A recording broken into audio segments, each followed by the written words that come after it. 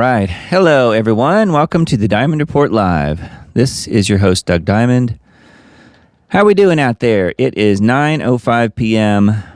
on June 28th, 2026. The month's almost over. It's almost the 4th of July. The year is almost half over. How did that happen? I don't know. Anyway, I like how I have to answer my own questions on these. Now, you guys actually do help me with answers to questions that I often ask in chat. So hello, everyone. Welcome. Got folks chatting away in the live chat here, and I can successfully say here that we do have all the live chats connected to the burn-in part of the screen over there on that side.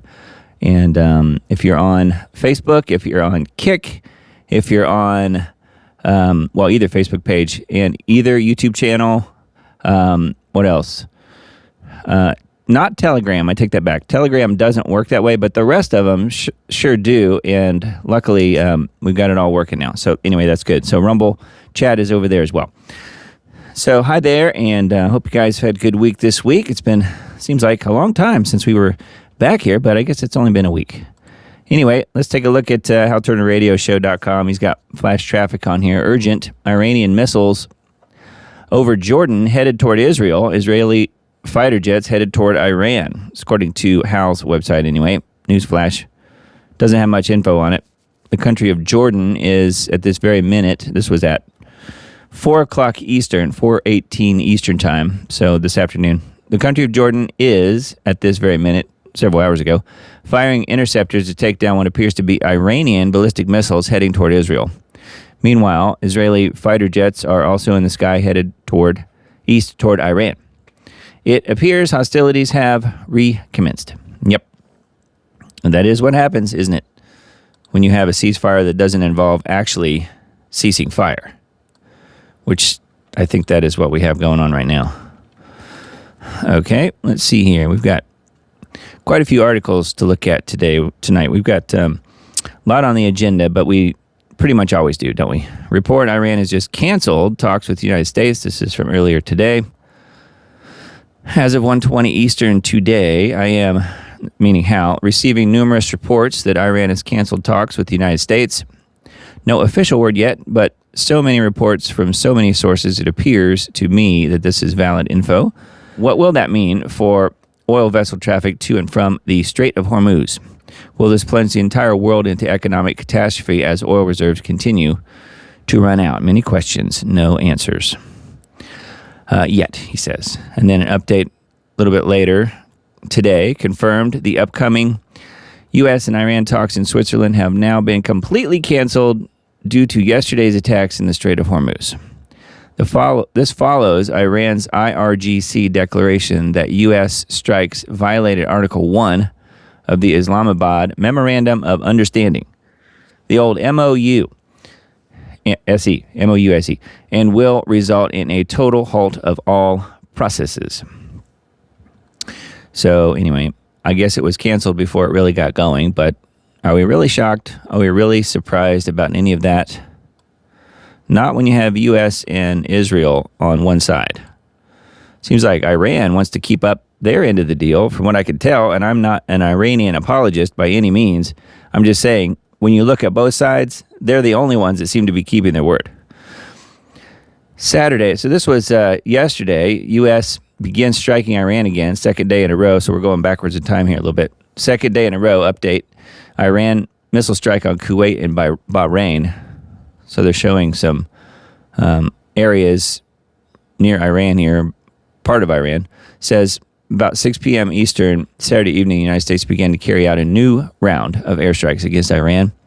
The strikes apparently target drone launching areas and missile sites, radar sites, and mine-laying capabilities. The U.S. is claiming Iran struck another merchant oil tanker ship in the Strait of Hormuz today.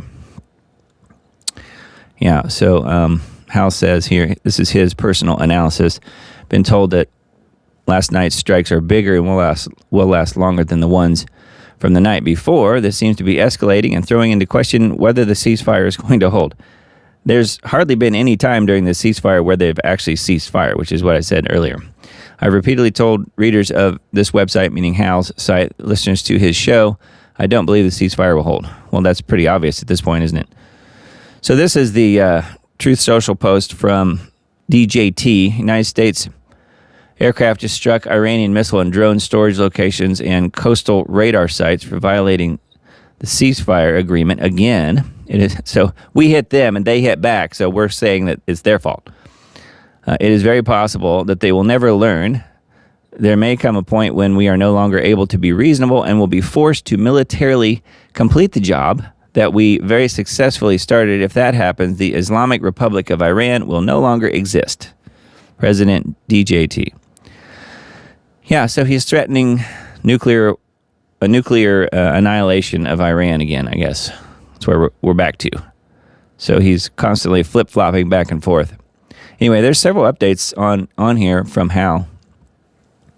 But needless to say that it doesn't appear there will be any ceasing fire or any peace, even though they're both sides are calling for peace. I don't see that happening. Again, mostly because Israel's involved, but also because the U.S. is involved. So this is an article from the Tehran Times. Iran to respond more forcefully to the MOU violations after second night of fire exchange with U.S. It says Tehran in a statement released following overnight strikes on at least 8 U.S. military installations in the diversion of unauthorized vessels attempting to transit the Strait of Hormuz via an unconfirmed route. The IRGC declared that it will hit American bases harder in the coming days and deal more decisively with ships attempting to pass through the strait without authorization. So this is dated, well, earlier today, but it's this would be, I guess, Iran time. So probably yesterday, U.S. time. Iran has enforced restrictions on passage through the strait since the U.S. and Israel attacked it on February 28th, less than a year after their earlier illegal aggression against the country under the Islamabad Memorandum of Understanding, signed with the U.S. in June. Iran agreed to restore passage to previous levels within 30 days, provided that ships use only routes approved by Tehran. Since last week, the U.S. has been attempting to open a parallel path through the strait, aiming to undermine Iran's leverage in ongoing negotiations and prevent the two littoral states, Iran and Oman, from receiving compensation for the environmental and security services that they have provided free of charge for decades. Iran has responded to these unauthorized attempts by firing warning shots at violating vessels. In turn, the U.S. has breached the MOU once again and struck targets in southern Iran. The IRGC has retaliated by attacking U.S. military installations in the region. In a statement, the IRGC announced that it returned fire for the second straight night, targeting American bases, particularly the 5th Fleet headquarters in Bahrain and the Ali al-Salem base in Kuwait. So again, I'm not reading the whole thing here, but you get the idea. I mean, Iran is the grown-up here. Iran appears to be the adult in the room. Not so much on the U.S. and Israel. But again, not new news, I know, but further proof, and I tend to believe what they say in that particular article versus whatever the U.S. mainstream media might be saying. I'm sure many of you guys do as well. All right, so need to know.news. Let's look at a few of these articles. G. Edward Griffin's really good site for all things alt news. DOJ charged 455 alleged healthcare fraudsters for billing $6.5 billion in false claims. 2026 National Healthcare Fraud Takedown.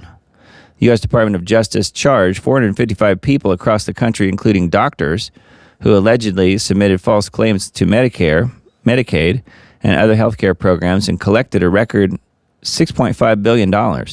The alleged fraud and criminal opioid abuse schemes caused significant patient harm, including death. In one case, in Arizona, the corporate executive allegedly took $1 billion in taxpayer funds. Little greedy there, huh?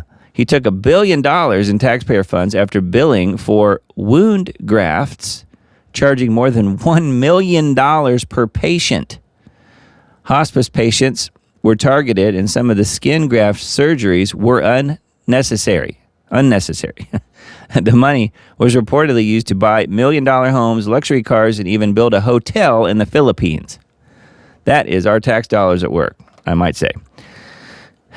While today's announcement is one of the largest on record, every arrest is a continued message to criminal actors who rob American taxpayers that you will not get away with your crimes. Director Kash Patel said in the release. Yeah, well, it apparently is the little people like the doctors and people like that who are being stopped from doing this. But note, the fraudsters in the actual U.S. government who do this kind of stuff completely get away with it, as we all know, and no charges ever commence against them.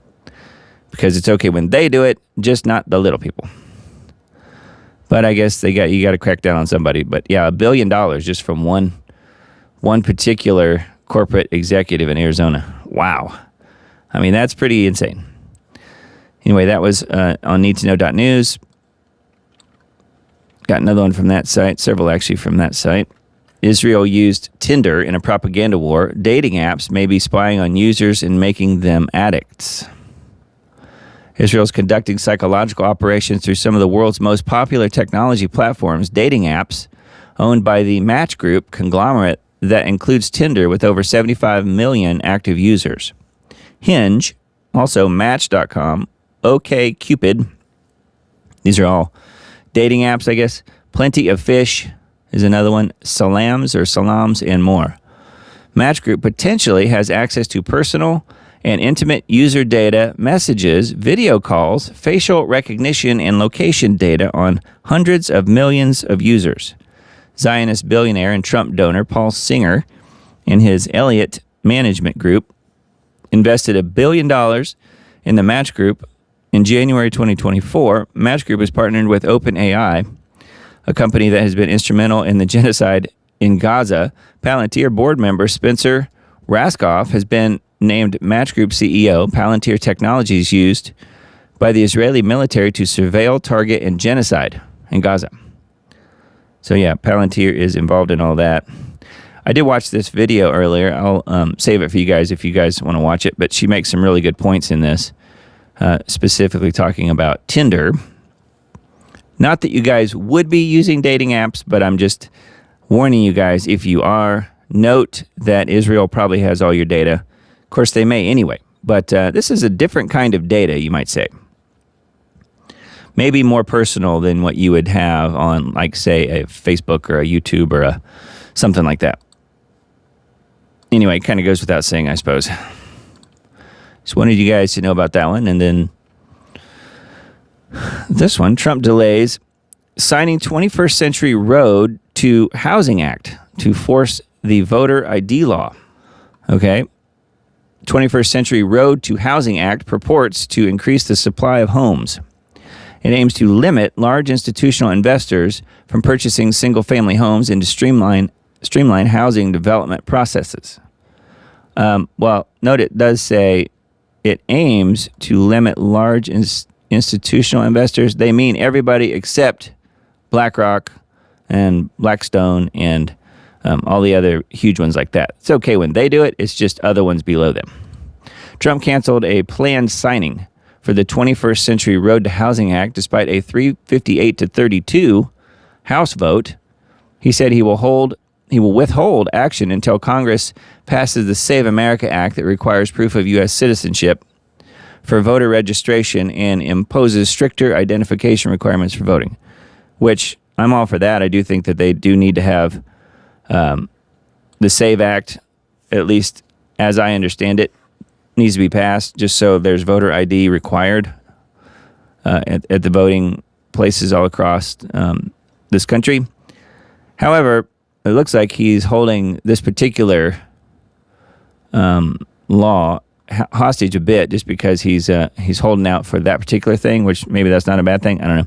Republican Congressman Burchett said that the 21st Century Road to Housing Act introduced by Elizabeth Warren is a Trojan horse because it fails to limit illegal aliens from receiving housing welfare and limit foreign ownership. It includes Rashida Tlaib's $200 million affordable pilot housing program and COVID-era eviction moratoriums. Wow. So they're going to make it hard to kick people out. We passed 2 Trojan horses and no one cares, Tim Burchett says. Trump acts as his own housing bill in stunning act of sabotage as Republicans are left reeling as president heads to Capitol Hill for explosive face-to-face showdown. This is all dated the 24th, so we'll see what happens on all this. It would be nice to get the SAVE Act passed, I think, provided the other states in this country that don't have ID laws will even follow that if they pass it, but it may be too little, too late. I don't know. Then this information just came out. News that we've all known for quite some time, many years, in a lot of our cases. New study shows MMR vaccines linked to sudden infant death syndrome, SIDS. New study entitled Deaths Following MMR and MMRV Vaccination in the United States examined a link between vaccine-related deaths in children.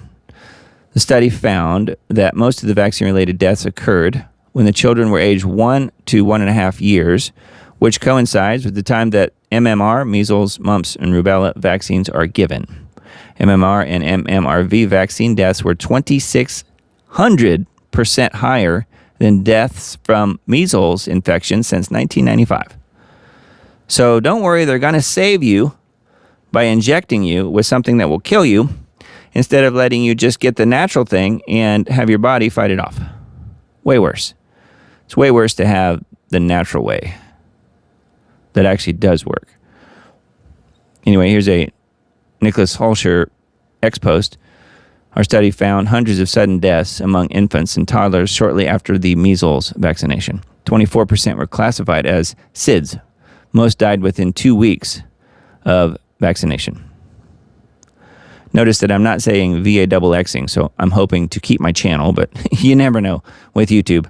Anyway, there's quite a bit here on this article. Quite a few videos involved here too. So have a look at that one if you guys would like. And one more from this same site, and that is this one. Oh yeah. I'm not really going through this one again because we did this last week. I just wanted to mention this because I did a clip that was posted. We're doing clips now on the Diamond Report Live. So we're taking the show, putting it up in its full form first, usually at the beginning of the week, Monday, Tuesday, somewhere in there. And then I'm doing clips of the show, just some highlighted short little segments for people who only want a few minutes of stories here and there. And planning to release 2 clips a day, Wednesday through Saturday. So that's kind of what I did this last week. And the one that released earlier yesterday at some point, Candace Owens investigates Trump assassination attempt and possible link to Charlie Kirk. We talked about this in that particular clip, talking about Petn, P-E-T-N, and that particular story. Well, I mentioned in that clip, in the post, the full show last week, that when I was reading through this article for the first time live on air a week ago, that it reminded me of the Tennessee explosion that happened. You remember that? I forgot the date at the time, but I remembered that there was an explosion at an explosives factory, explosive plant near Nashville, and I remember thinking at the time, maybe somehow that is related to this, which we don't know quite yet, but it is pretty interesting. And if you watch Candace's show, she does offer a tip line via email, and I took advantage of that and sent her an email. Who knows if she'll ever see it, but just pointing out that yes, and then sending her a clip of the show that I did on the Diamond Report back in October last year, where we went through this site. At the time, it had a pop-up that showed right after the accident happened, it had some details. And now, when you go to their site, it's all still up, and it all pretty much still looks the same. And note that I'm not pointing fingers here. I do think that it's really interesting, and it's this Accurate Energetic Systems she did happen to mention that in a later broadcast that I didn't see last week when I had mentioned on this show that accurate energetic systems could potentially have been involved in creating the exploding microphone, if that's what happened. And if you guys have watched Candace at all, I know some of you guys do, this past week, she really came out with a lot of evidence, and also with Baron Coleman as well, who's another YouTuber, complete with pictures and all kinds of things that, pretty good evidence, that could say that, in fact, it was possibly an exploding microphone. So, and it's the pack that he was wearing on his body that would have exploded. Well, one of the things that she mentioned in that was that one of the other YouTube people that she had been listening to their input on was talking about shaped charges and how shaped charges may have been something that made the explosive go off. It was supposed to look like a chest wound on Charlie, and it malfunctioned and somehow hit his throat, right? We all saw that. Well, if you go to this website, again, this particular company was completely obliterated and wiped off the map exactly 1 month to the day after Charlie was assassinated. So Charlie was shot and killed on September 10th last year, and on October 10th, exactly a month, this whole business was wiped off of the planet pretty much. Now, the website still exists, obviously, and I went and compared what I had shown back in October, right after this happened, to what they have on their site now, and it's essentially the same. The website hasn't really changed any, other than they got rid of the pop-up, and there's no information that I could find anywhere on this website explaining or mentioning that there was an explosion and that 16 people lost their lives. I thought that was odd. So you still have your website up. There's no mention of the accident, quote unquote. There's no mention of the 16 people who were killed or any of that. So then I started digging a little bit deeper, and this is what I wrote to Candace on her tip line, just mentioned that these affiliations are on here.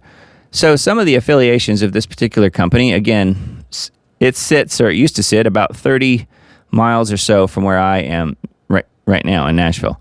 So Association of the United States Army is one of their affiliations.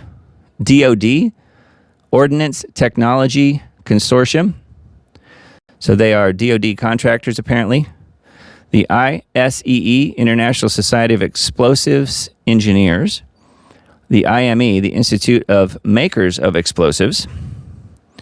And AMTC, the Aviation and Missile Technology Consortium. The NDIA, which is a National Defense Association. And National Armaments Consortium. So I find all that pretty interesting that they are connected to all that. And look at this.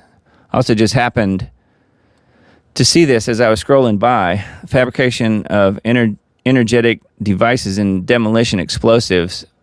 They specialize in shaped charges, which is one of the things that people have been talking about with relation to the exploding microphone. Perhaps it was a shaped charge, so that it was directed possibly towards his heart area, and it malfunctioned and hit his throat. I don't know. But anyway, I do find it very interesting. So you guys can take a look at this if you want. We'll link to this in the Substack post that I put out. But it's aesys.biz, aesys.biz. If you guys want to look at their website, I do find it interesting. If you look at the website and you find something on there about the explosion and the people that lost their lives, certainly let me know. But I didn't really see anything, and I went through quite a bit of it. So I just find that kind of interesting that they don't even mention it. And who knows? I mean, there's buildings that are being shown here. Here, let's go to one of the other pages. See this building? I don't have any idea if that building is even there anymore, or if that's one of the ones that got blown up. And I showed a before and after picture back in October when we went through this before. The Daily Mail had a really good picture of before and after from Google Earth. And yeah, the buildings were just gone. It was just dust, basically. That's what it looked like. Anyway, yeah, who knows? And I do find it sort of interesting that the website really has no mention of any of that, as far as I could tell. So was Israel involved? Who knows? Perhaps they wanted to get rid of the evidence. I mean, if the exploding microphone was actually put together there, you'd want to get rid of not only the evidence, but the people who assembled it, wouldn't you? It sure seems to me like you might. But then again, what do I know? I'm just a lowly podcaster. All right, here we go. Technocracy.news. How Trump's new quantum executive order locks technocracy into place. Showing a picture here of an old Roman stone arch bridge in Spain. Not exactly sure why, so let's see why. Trump signed executive orders ushering in the next frontier of quantum innovation and securing the nation against advanced cryptographic attacks on the same day. A whole-of-government approach to quantum computing. The two goals: to optimize economic activity and to secure all internet traffic, transactions, and data with new cryptographic algorithms. Quantum computing sets the final lock for technocracy. Who cares about quantum computers anyway? Are they just smoke and mirrors? Are they useful for anything? Are they an occultic tool to peer into alternative universes? You may never see a quantum computer, but in the hands of arch technocrats, this technology is critical to their success for universal control. With Trump's sudden rush for quantum dominance, it's time to find out why. For 90 years, technocracy has carried a defect at its core that its own architects could never engineer away. The system they wanted, a society run as an engineering problem, every resource metered, every flow optimized, every decision computed rather than argued, required a machine that could calculate the whole of an economy in real time. That machine did not exist. The planners knew it. Their critics knew it. The dream sat on the shelf for 3 generations, waiting for hardware that could carry its weight. On June 22nd, 2026, the President of the United States signed an order that technocracy's planners believe finally delivers it. Again, Trump building out the infrastructure of the beast system. A little sidebar there. The order is titled Ushering in the Next Frontier of Quantum Innovation. Read by itself, it looks like a competitiveness paper. Workforce pipelines, supply chains, advanced market commitments, a race against China. It's always China. That reading is the cover, and it is meant to be. Reading against the 4 other federal actions it quietly completes, the order is something else entirely. It is the keystone, or the last stone, set into an arch that has been rising in plain sight for a year and a half, and the arch does not stand until its keystone drops. Once it does, the structure carries its own load. Remove it, and the whole span falls into the river. Right there. That's the reason we're seeing this picture. Keystone right here at the top. This is the piece almost everyone will miss because they are looking at quantum computing as just a technology. It is not, in the hands of these men, just a technology. It's a foundation. Without it, the other 4 pieces are ambition. With it, they are infrastructure. That's key. The machine that could not be built. Let me see how long this is. Genesis mission, the brain goes online. Packs silica, the wall around the engine. So yeah, quantum computing is something we've been talking about for forever on this show, just because I work with Anthony Patch, as many of you guys know, and that's his bread and butter. So that's something that I personally have been looking into and known about ever since I started working with him. So 2017 or so, somewhere in there. Long time. Anyway, pretty interesting, and they do seem to be covering quite a bit of the background here on this article. But unfortunately, like a lot of these articles, or pretty much all of them, on technocracy.news, it does go behind a paywall pretty quickly. I don't know how many days.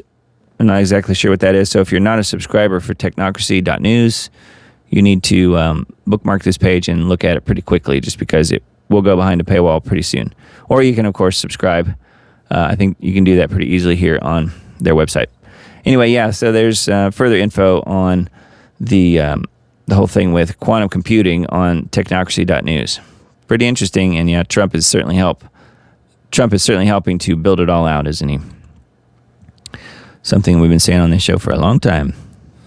Auto workers versus robots. Epic battle brewing between the UAW, and GM. And then this is a blurb here from Patrick Wood, the editor of the site. I have long thought that unions might play a part in pushing back against technocracy, and here they are. Auto workers are already organized, assertive, very vocal, and very visible when they take to the streets. They have proven ability to bring corporate giants to their knees. By contrast, when office workers are displaced by AI, they disappear into the woodwork. This demonstrates the power of numbers. Hopefully, it is not too little too late. General Motors has sparked outrage after sidelining more than 1,000 workers from its flagship Detroit assembly plant on Friday and announcing they'd be installing 50 new robots. 50. And they've just displaced 1,000 workers. The so-called cobots, C-O-B-O-T-S's, cobots were installed on the assembly line at GM's Factory Zero in Michigan as the automaker slashes costs amid weakening demand for its electric vehicles, according to reports. The robots now work alongside the remaining employees, helping attach vehicle body panels as cars move down the production line. The move has drawn fierce criticism from the UAW Local 22 president, James Cotton, who rejected GM's assertion that the cobots are not replacing human workers. GM has maintained that the robots are necessary to keep the Detroit electric truck plant competitive while improving worker safety and ergonomics.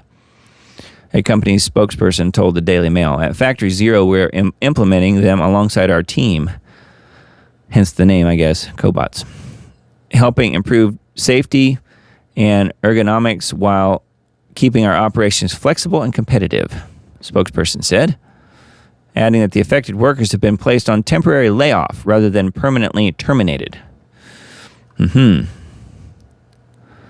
Let's see. Our manpower is being taken away from us, Cotton told Crane's Detroit Business, which is a website. From top to bottom, we're disgusted that they have cobots in our plants. They can't be surprised about this. Are they really? The number of labor hours required to build a car has fallen by 50% to 70% since the 1980s.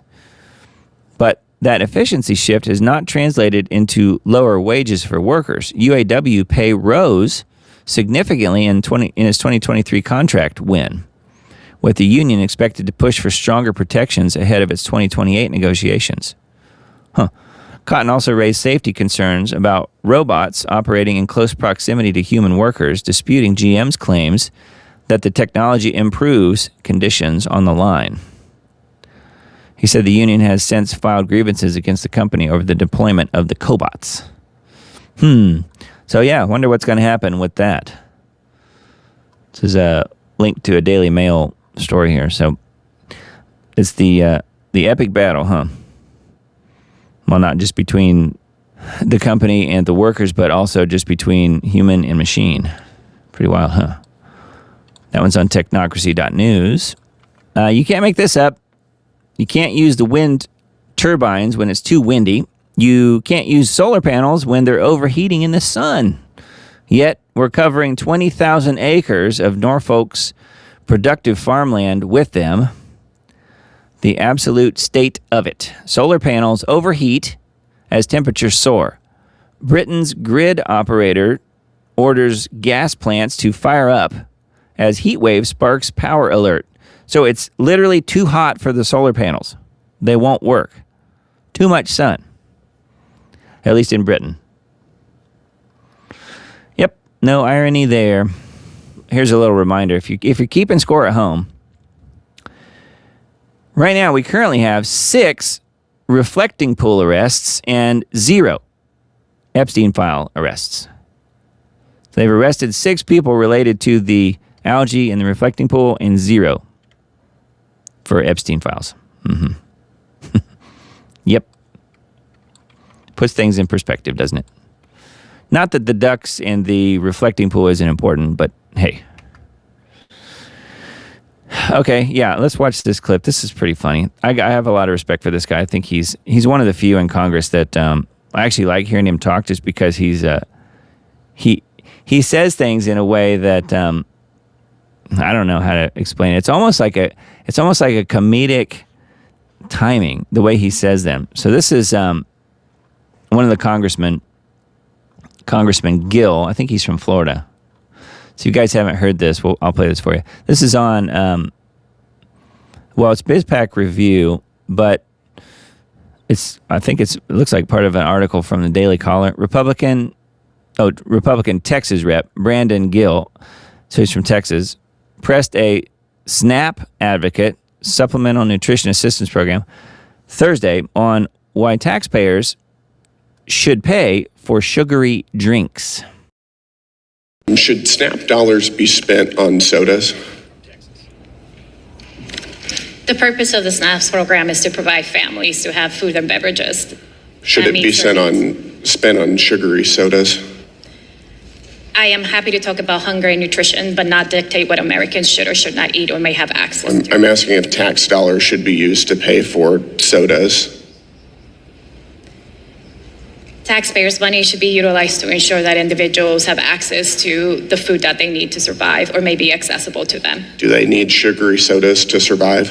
Some of them do, who do have low blood issues, who may have kidney issues. You think they need Coca-Cola to survive? Do you think that's the most appropriate use of our tax dollars? I am not a physician, but medical records and expertise you were just citing the health needs, apparently, of the American people. So do the American people need Coca-Cola to survive? I did not say that. I said then. I'm asking you. I'm giving you the opportunity to say yes or no. I will not answer for individuals and their choices. You think that there are some Americans who need Coca-Cola to survive? Is that your testimony? I am happy to talk about the food and nutrition needs that individuals have. You just don't know. I think most people can rationally say that you don't need Coca-Cola to survive. Wouldn't you agree? I agree that we have a hunger crisis and that we need to address it, but ensuring that individuals have the food resource that they need. Got it. And one of those is sugary Coca-Cola. What does SNAP stand for? It's a Supplemental Nutrition Assistance Program. What's nutritional about Coca-Cola? I am not a nutritionist. I am a food security expert in ensuring that individuals have the food resources that they need. This is a common sense question. All of these have been common sense questions. I'm just asking you, is there nutritional value to sugary sodas? It's a yes or no question. I am not an expert. I would have to look at the dietary guidelines. You're not an expert. I don't think that there's nutritional value to sugary sodas. I think most people in this room would agree with that assessment. But you have no opinion? I'm here to talk about the food needs and the hunger crisis that individuals here in America are facing. Are you that ideologically dug in that you want our tax dollars paying for sugary sodas, that you will not, in a straightforward way, admit that sugary sodas are not healthful for the American people? I think that focusing on soda when people are going hungry. We spend a lot of our tax dollars are spent on soda. That's why I'm asking about it. You appear to be so ideologically dug in that you won't answer a simple question that's not an appropriate use of our tax. All right. Well, you get the idea. Wow. That is classic. Yeah, she says, I'm not a nutritionist. And I was having a drink there, by the way, but not drinking any sugary sodas or Coke. That was tea. But I thought he did a good job there of continuing to press her. And I like his delivery. I thought it was really good. So, yeah, some comments in chat there. She's a complete idiot. I'd go nuts looping with that idiot. He did remarkably well. Yep, exactly. SNAP should not be spent on crap like that. That's exactly right. Your tax dollar's hard at work. Anyway, I just thought that was funny and the clip was good.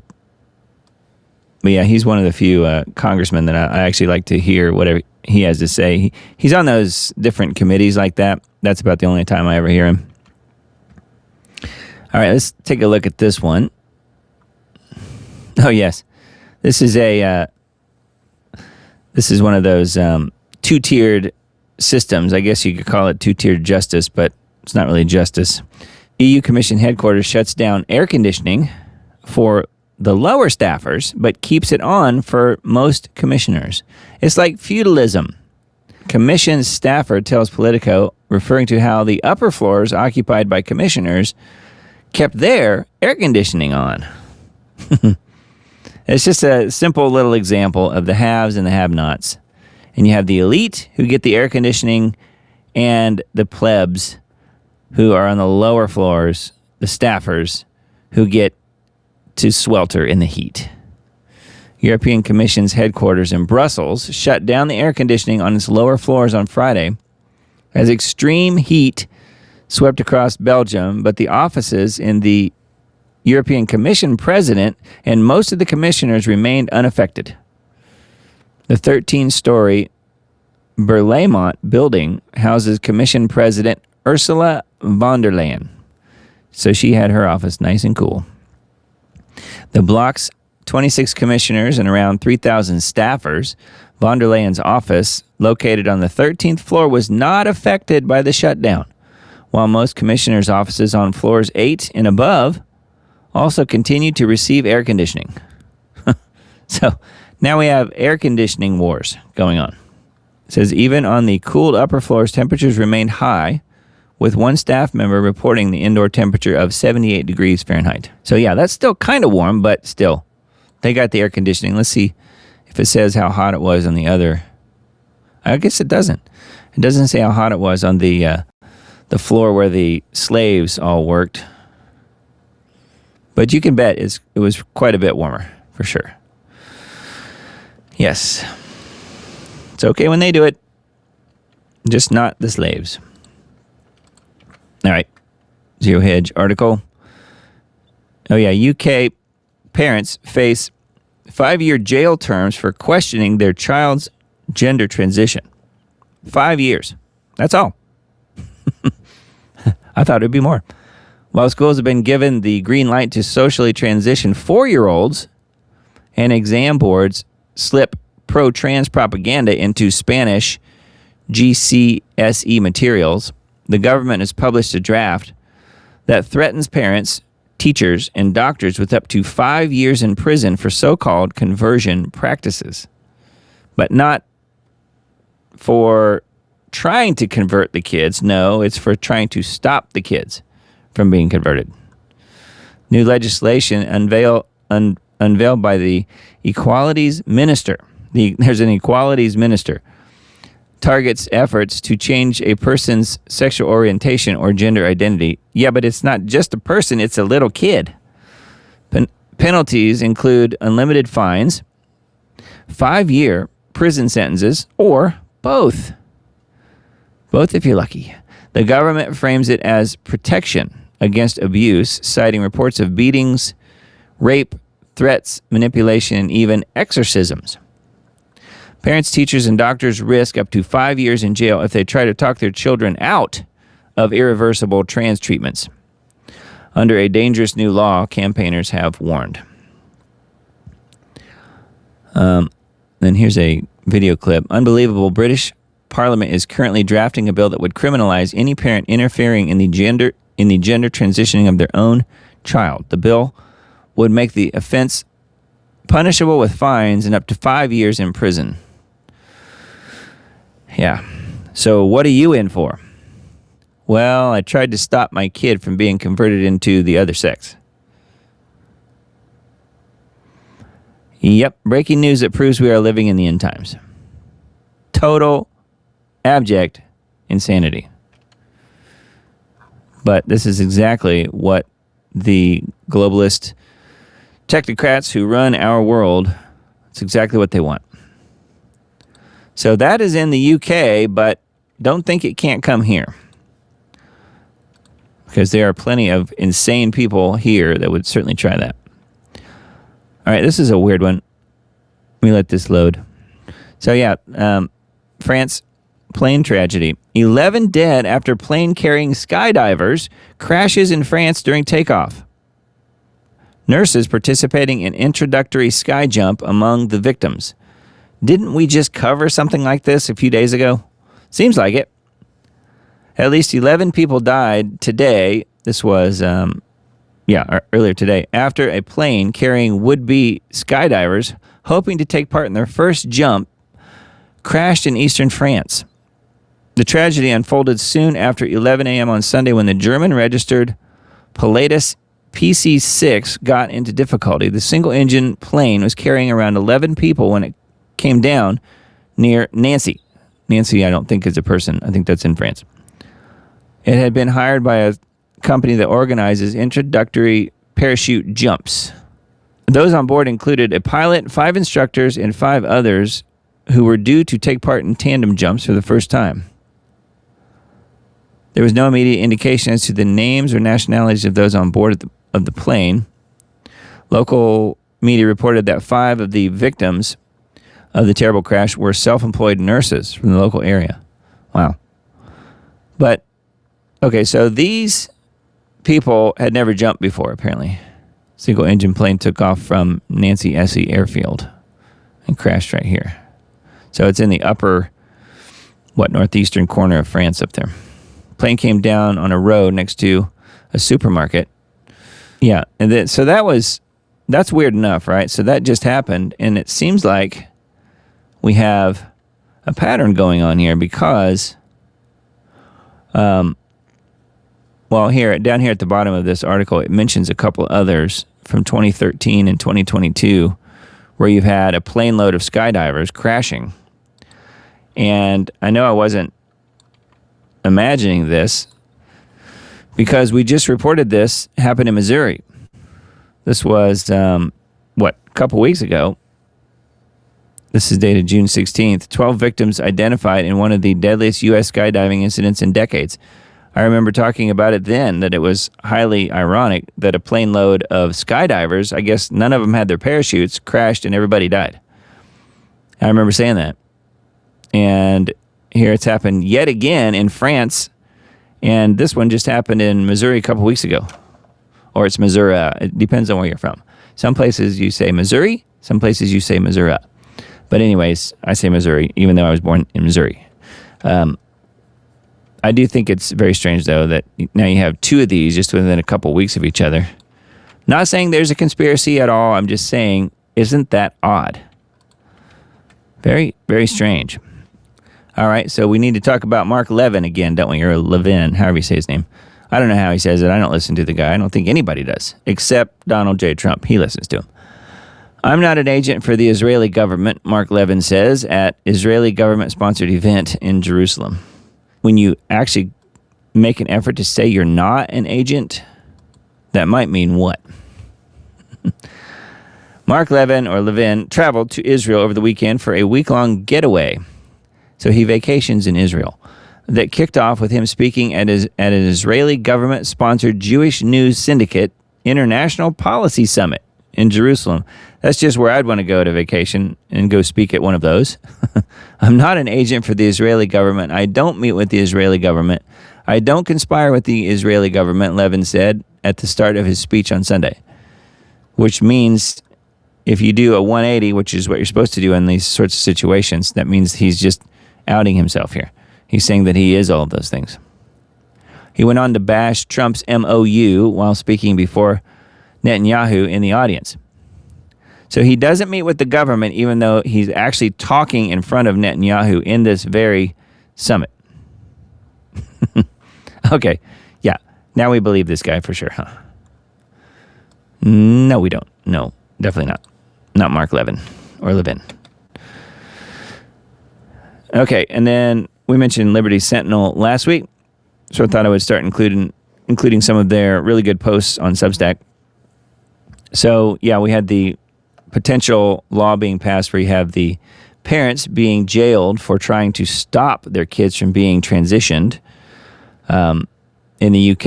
And then this one, similar type of story. This one's not in the UK, though. This one's in Brazil. Parents get prison for homeschooling and refusing gender indoctrination. So a little while ago, I said, remember that this will be coming to the United States. It will be. We're the last to get stuff like this. But note, it appears that Brazil already has it. The shocking conviction of a Brazilian homeschooling family is part of an intensifying international effort to bring independent education under government control. Here's why it matters in the U.S. Again, this is from Alex Newman on the Liberty Sentinel on his Substack. The stakes for home educators just got much higher in a ruling that exposes the ideological intolerance now driving education policy in much of the world. A Brazilian court just sentenced a loving mother and father to 50 days in prison for home education. Their crime? Homeschooling and declining to teach the far-left Brazilian regime's curriculum on gender and sex ed, along with tolerance and diversity. Yes, really. But critics are speaking out as the horror makes headlines around the world and especially across the United States. In 2020, Adato and Idea Dinardi of Sao Paulo began educating their daughters, Alice and Lorena, at home. The reason was simple. The failures of pandemic-era remote government schooling became painfully obvious amid COVID. Millions of Americans had the same experience. Like tens of thousands of other Brazilian families, the Dinardis sought to provide a rigorous, values-based education free from the ideological pressures now ubiquitous in state institutions. Instead of praise or even tolerance, they received a criminal conviction for so-called intellectual neglect, quote unquote. Yeah, you weren't indoctrinating your kids enough. You weren't being woke. So because of that, you go to jail. You go straight to jail. You guys may have seen that meme. Global war on homeschooling. Horrifying persecution in Brazil comes amid a global campaign by United Nations to eliminate independent parent-led education. In a report released last year, the UN Educational, Scientific, and Cultural Organization, UNESCO, declared that government must take charge under supposed international human rights law. Yeah, it's for the kids' good. It's for their own good. As this writer has been warning in articles, shows, meaning Alex Newman here, has been warning in articles, shows, and speeches nationwide for years, a powerful global network of totalitarians is waging a quiet war against home education and parental rights. The goal is to enforce government-approved ideas and worldviews on every child around the globe. Yeah, even if you believe the globe is flat, it doesn't matter. They're coming for your kids. From German police kidnapping homeschooled children and threatening parents under the Nazi-era ban to Swedish and French authorities now targeting home education, Europe is quickly sliding into tyranny. Yeah, I think they've already slidden.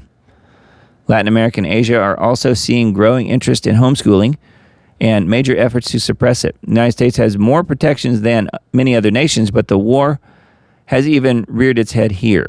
Just this year, Connecticut lawmakers passed a law forcing parents to obtain approval from child welfare authorities before homeschooling.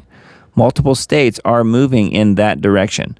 So it's little by little. It comes in small increments. Then it goes into the specifics in the Brazil case and so on and so forth. But you get the idea. Thought that was particularly disturbing. They're coming after the homeschoolers, especially in the rest of the world, but they're coming after them here too very soon. Okay, so you know your presidency is going the absolute wrong way when Hillary Clinton delivers surprisingly positive remark about Trump. I'm going to say something positive about Trump, so hold on, she says. President Trump may have ended Hillary Clinton's higher office aspirations, but last week she drew praise, a rare praise from him during a public appearance in New York City. The twice-failed presidential candidate offered positive remarks about Trump's Gaza peace proposal, also known as the 20-point plan, at a June 19th event. She specifically called Trump's plan the only game in town and said it provides a pathway for the self-determination of the Palestinians in Gaza. Well, that's, clearly anti-Semitic. You can't be doing that. I'm going to say something positive about Trump, so hold on, Clinton began. Trump's 20-point plan for Gaza is actually a pathway to security for Israel, reconstruction for Gaza, and the possibility of self-determination, however defined, for the Palestinians. Clinton said some individuals reject the plan because Trump did it, but she warned that it's the only game in town. Later at the event, Clinton said that if the plan's overall approach is implemented, there is a glimmer of a possible path forward. So she's praising Trump for this. 20-point peace plan was designed to end the war between Israel and Hamas and secure the release of hostages taken on October 7, 2023. 20-point peace framework includes proposals to eradicate terrorism in Gaza. Yeah, but the terrorists are the Israelis at this point. Encourage redevelopment of the region and disarm Hamas. The plan has also provisions that will allow Hamas terrorists to leave for receiving countries. So weird, huh? So Hillary loves it. It does make one rethink what you said before. Of course, with Trump, though, I don't know that he'll ever rethink what he said before. I just think that it's interesting that she's saying it's a good way to go. Megyn Kelly has fiery message to TPS recipients. Go home. Half of you people, more than half of you, won't assimilate. Okay, well, trigger alert here. I know none of you guys will be triggered, but somebody somewhere certainly would be triggered by what she has to say. We have our own problems. TPS for both countries extended multiple times. And look, this has been going on for over a dozen years. Go home. Get out. We know our country's better than yours. That's because we filled it with our work ethic and our culture and our values. You being here only dilutes it for us, those who built it and live it. And half of you people, more than half of you, won't assimilate. We don't want you. We don't care if you're offended. Get out. Go home. Go back to fucking Haiti. Yeah, well, I think she said what she meant. Don't you? I agree with her. Haiti or wherever you came from. Yeah, go home, get out. But anyway, yeah, apparently that triggered a lot of people. Sorry for the F word there. I forgot she said that, but that's her fault, not mine. Anyway, pretty wild. Next, let's see here. Article from WNG.org. Israel, Lebanon, sign U.S. mediated peace framework. So here we go again. So we have peace, we don't have peace, we have peace, we don't have peace. There's a ceasefire agreement. There's not a ceasefire agreement. There's a ceasefire agreement. There's not a ceasefire agreement. There's shooting. There's not shooting. Back and forth we go. And like I said, I think it was just last week. I don't think any of these people on either side know anything about what's going on. Israel, Lebanon sign U.S. mediated peace framework. I'm trying to recognize someone in this picture other than Marco Rubio. I don't know who any of these people are. Who are these people? U.S. Secretary of State Rubio on Friday hosted a signing ceremony at which both the Israeli and Lebanese ambassadors to the United States agreed to a peace deal framework. U.S. government would mediate the deal. That makes you feel real good, doesn't it? And help both sides work out further details, he said. He did not provide specifics of the framework. Israeli Ambassador Yechiel Letter, I don't know how to say that exactly, Yechiel Later, I guess, said the agreement would be based on performance, but didn't provide further details. Israel previously agreed to withdraw from certain pilot zones in Lebanon once the Lebanese military had fully cleared the Hezbollah terror group from those zones. I don't see that happening, do you? They want Lebanon, period. So whether or not they've cleared Hezbollah terror group people, I think is a moot point. It's sort of a non-issue. Was Hezbollah a party to the agreement? Hezbollah did not participate in the deal. Okay, so they're striking a deal here, but not including one whole side. Israel invaded Lebanon in order to fight the terror group. I would say ostensibly in order to fight the terror group. Israel invaded Lebanon. No, they just want Lebanon. After it began launching attacks in northern Israel, however, Hezbollah is backed by Iran, and an Israeli-Lebanon permanent ceasefire is one of Iran's requirements for its own peace deal with the U.S. They kind of forgot to add, and Israel.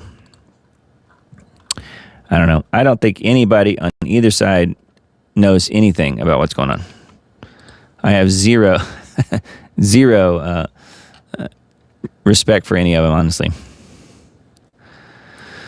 Former Trump advisor John Bolton pleads guilty to mishandling documents. He mishandled some. That's all he did. Former National Security Advisor John Bolton agreed on Friday to plead guilty. Here he is, if you forgot what he looked like. to one count of illegally retaining national defense information. Just one count. Prosecutors accused Bolton, a frequent critic of Trump, of sharing sensitive information with family members and storing top secret documents at his Maryland home. Sounds a little bit like Joseph Biden, keeping stuff in his garage behind his car. Bolton initially pleaded not guilty last October to all 18 counts of illegally sharing and storing defense information against him. However, the 77-year-old revisited his plea on Friday.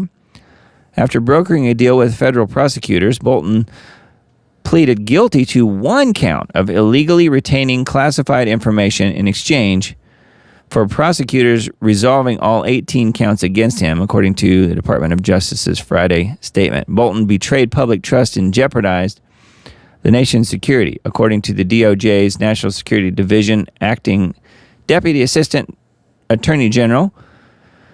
Today's plea deal is a warning to all public officials entrusted with classified information that if they willfully mishandle state secrets, the DOJ will investigate and prosecute. Yeah, but it sounds like they dropped most of it.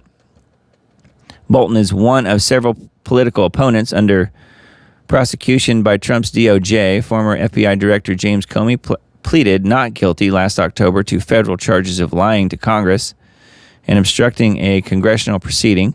New York Attorney General Letitia James was also federally indicted last October on bank fraud charges. Yeah, and asked me if anything has happened to either one of them.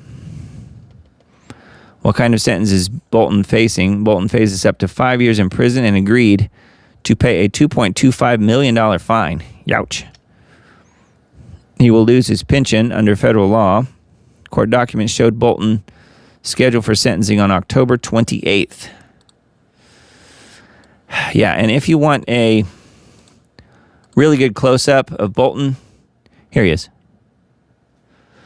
I thought you'd want to see that close-up. It kind of explains a lot, doesn't it? It really does. Yeah. His mustache is getting bigger, though, and for some reason you can read words in there now. I don't know why. Anyway, war. He loves it. Okay, this is a follow-up on last week's article. I mentioned this previously.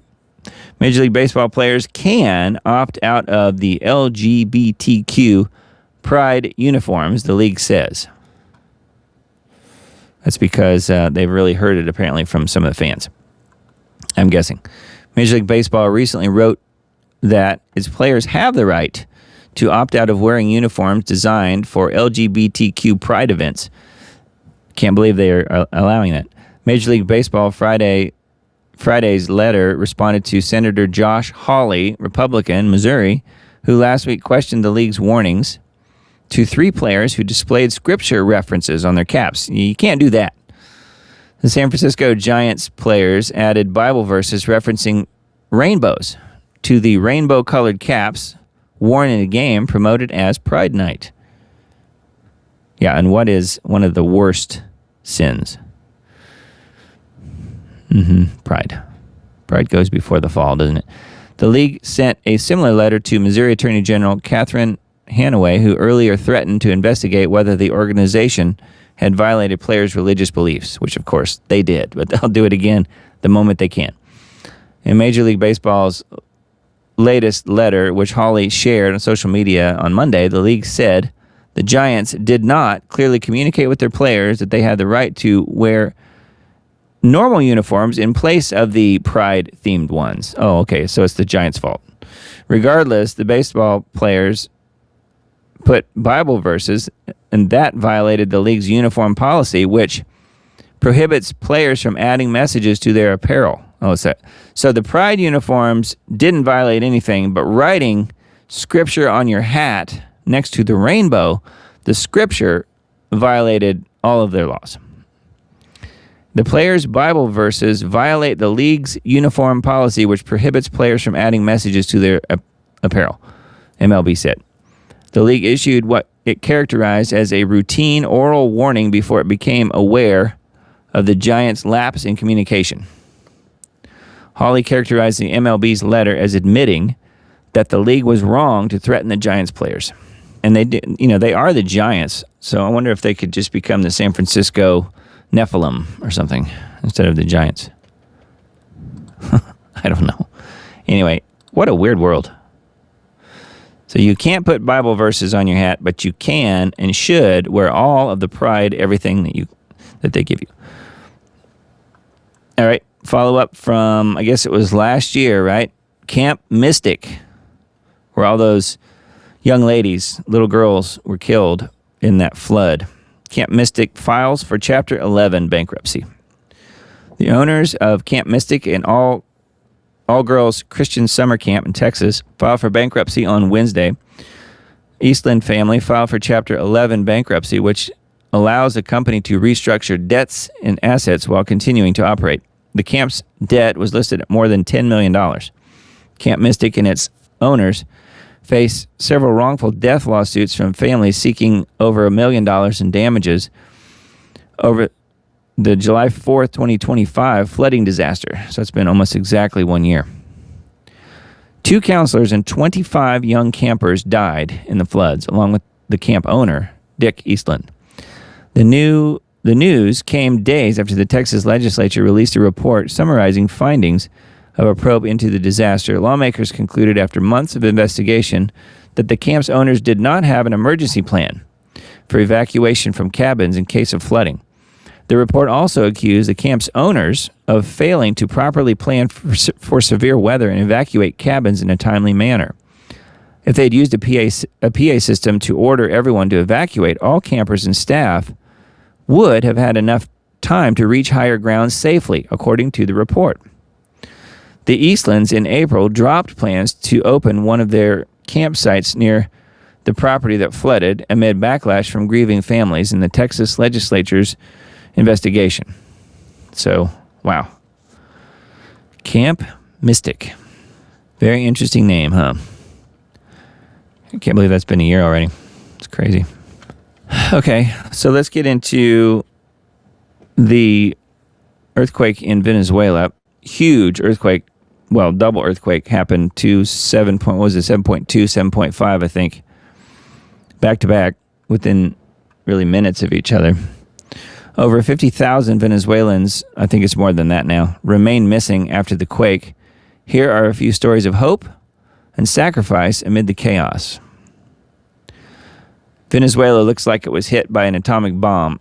Current figures from Venezuela earthquakes. Now, this is as of yesterday. 1,430 dead, 3,238 injured, and 68,900 are missing. So 70,000 people are missing, according to this. And then here's aerial footage from La Guaira, I guess. No one knows exactly how many people are missing or how many of those people are buried in the rubble. You know, all these huge buildings just collapsed. I don't know if you guys have seen this before, but it is truly, it's amazing, but it is unbelievable. Unbelievable. Independent sites like Desperdicios, Venezuela, have estimated nearly 70,000, but this likely includes many duplicates. The United Nations, meanwhile, has reported estimates between 50,000 and 51,000 people. So you can see that was just one building there. Either way, the numbers are horrific. We have now exceeded the 3-day golden window for rescuing those who are trapped. Without water, death is imminent for anyone who is stuck under collapsed buildings. Still, stories of rescues are still rolling in. Teams from all over the world arrived in Venezuela within hours.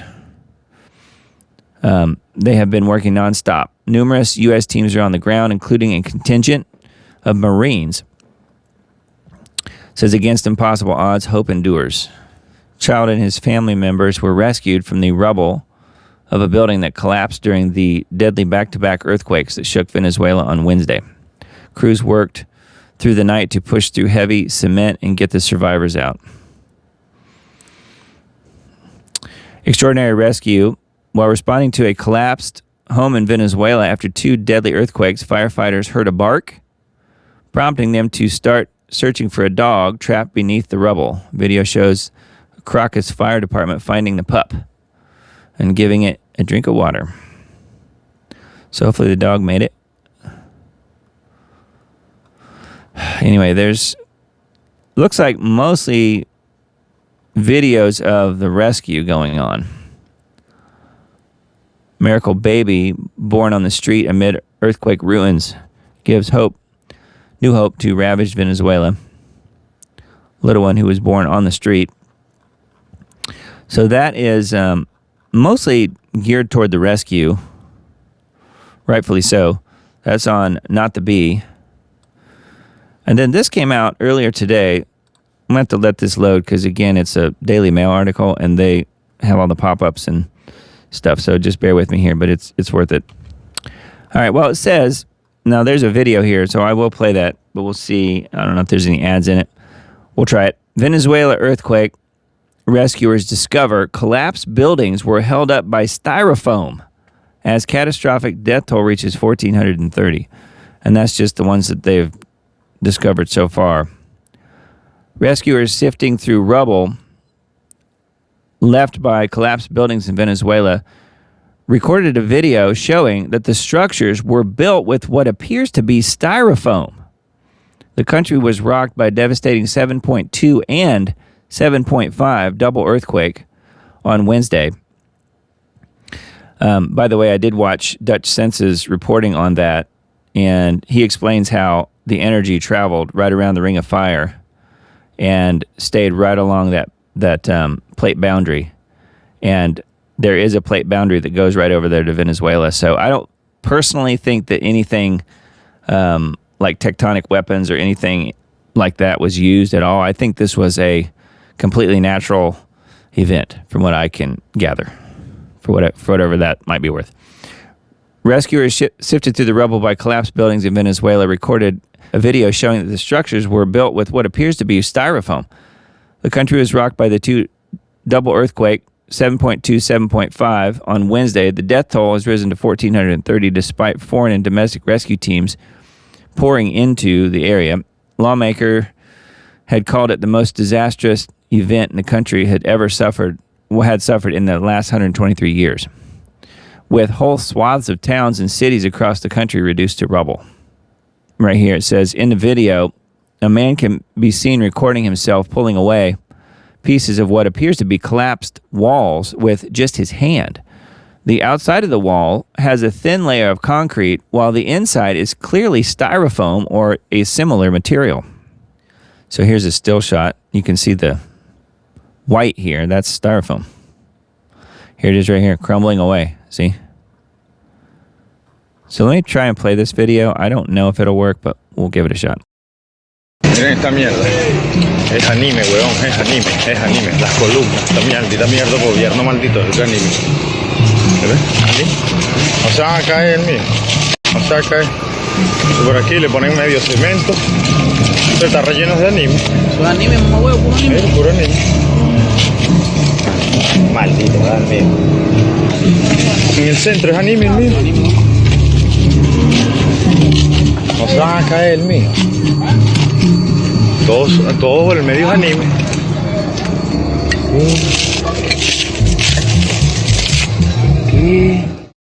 Yikes. Wow. What else do you say? Styrofoam buildings, apparently. The buildings were mostly styrofoam. Well, we don't know if that was just that one building, how big that building was. We don't really have any of those details.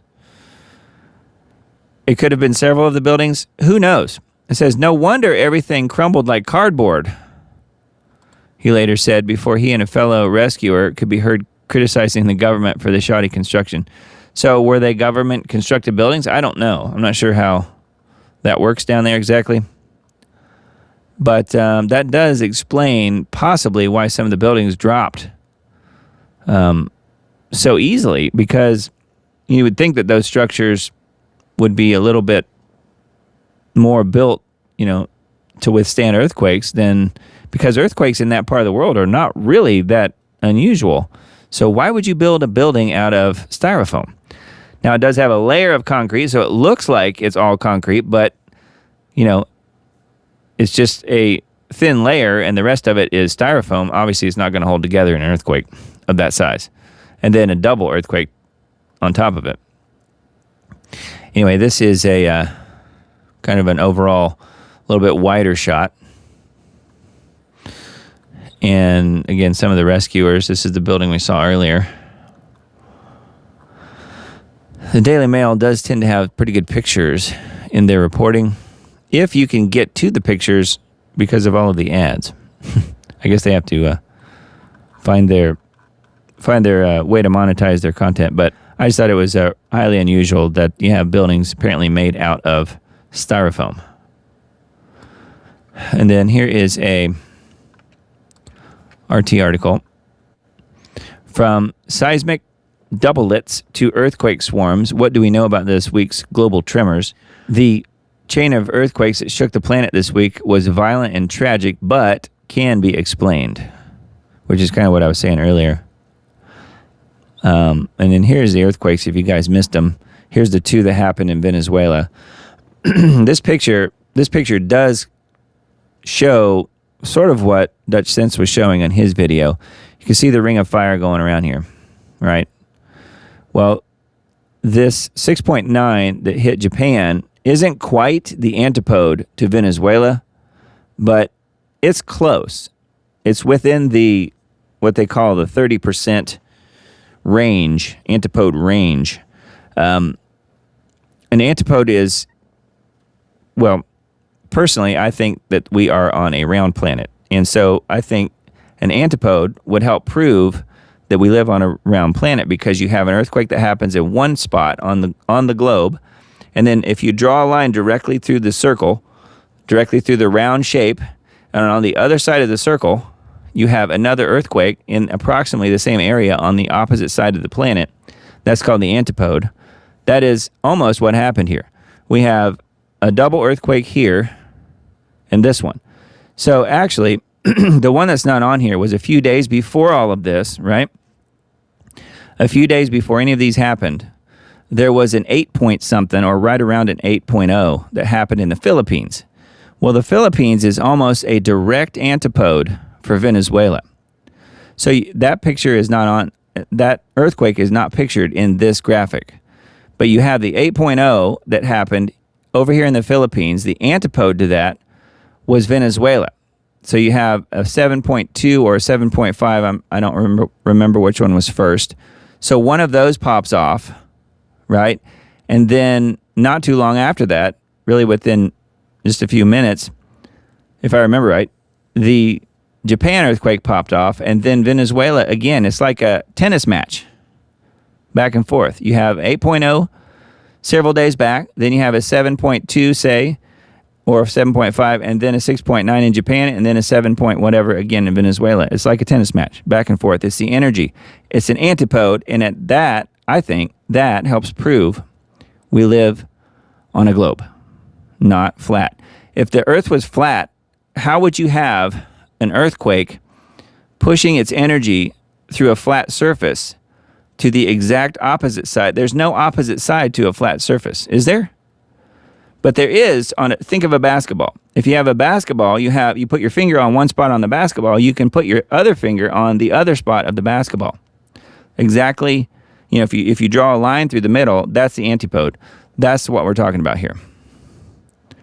So I don't know that you wanted an explanation, but I just explained it. Anyway, and then there was also a 5.4 in Papua New Guinea and a 5.6 in California, which is pretty large for California.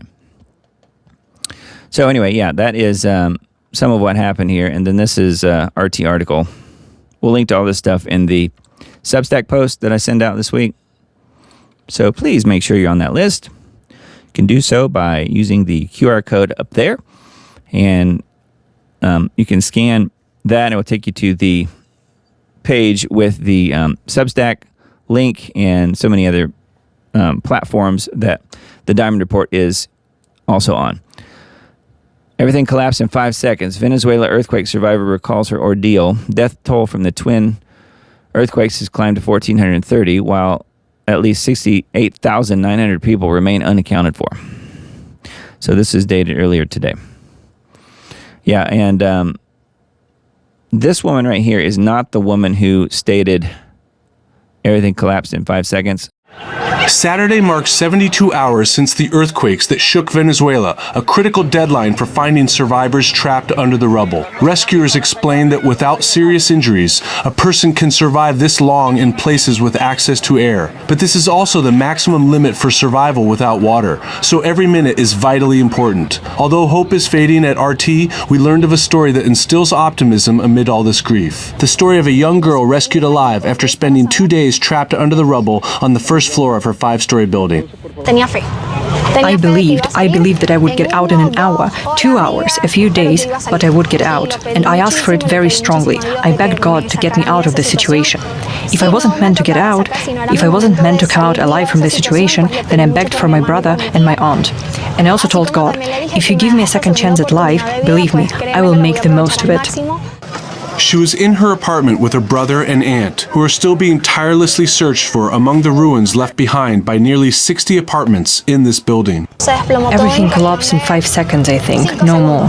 And I remember opening my eyes, everything was in place, and then I opened my eyes again and found myself among the debris with a partially injured leg, because part of a column or wall had fallen on it, and there was smoke everywhere. That was the only thing I remembered, and my phone in my hand, which for the first 2 days served as a guide for me to know the time and the day.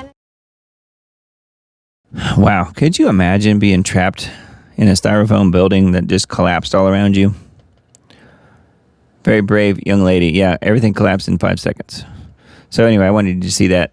And yeah, she's missing her brother and aunt, I guess. And who knows if they will find them alive. Obviously, the odds of that happening are very slim at this point, just because we've passed the 3-day mark at this point. So I don't know. While we're on this subject, I wanted to go ahead and share this tab. This is some of the other footage that I found, because you tend to, when you look at these articles about the different takes that websites have on the news reporting of the earthquakes and stuff, you tend to see a lot of the same footage over and over. So I did a quick search earlier today on X just to see what else is out there. And check this out. This is crazy. Camera footage in Venezuela earthquake. According to this, now, I don't know why the date is off on this, but I think this is the right thing. So here's the footage. This was posted 22 hours ago. So here it is.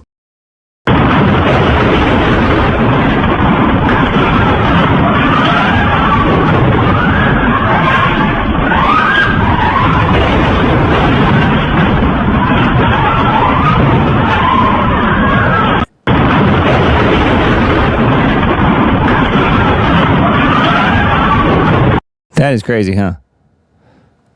And then this one says earthquake that lasted only a few seconds caused devastation in Venezuela. Oh God, how terrifying the day of judgment will be. Look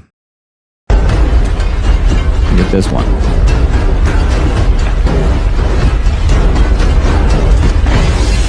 Looks like miniatures.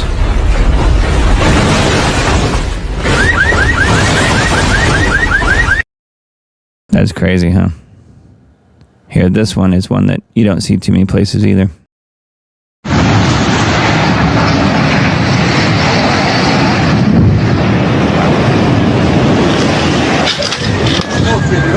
I mean, that is not AI, folks. That's the real deal. This one, the building doesn't collapse. It's just shifting around.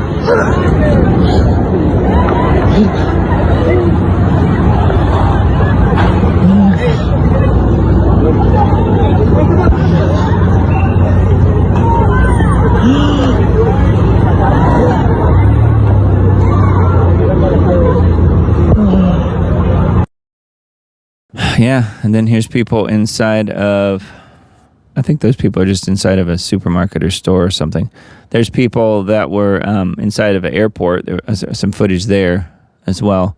So this one says, unfortunately, the wife of the footballer, Hector Bello, was found dead among the rubble after the earthquake. Her daughter did manage to survive the collapse in the building, where the family resided.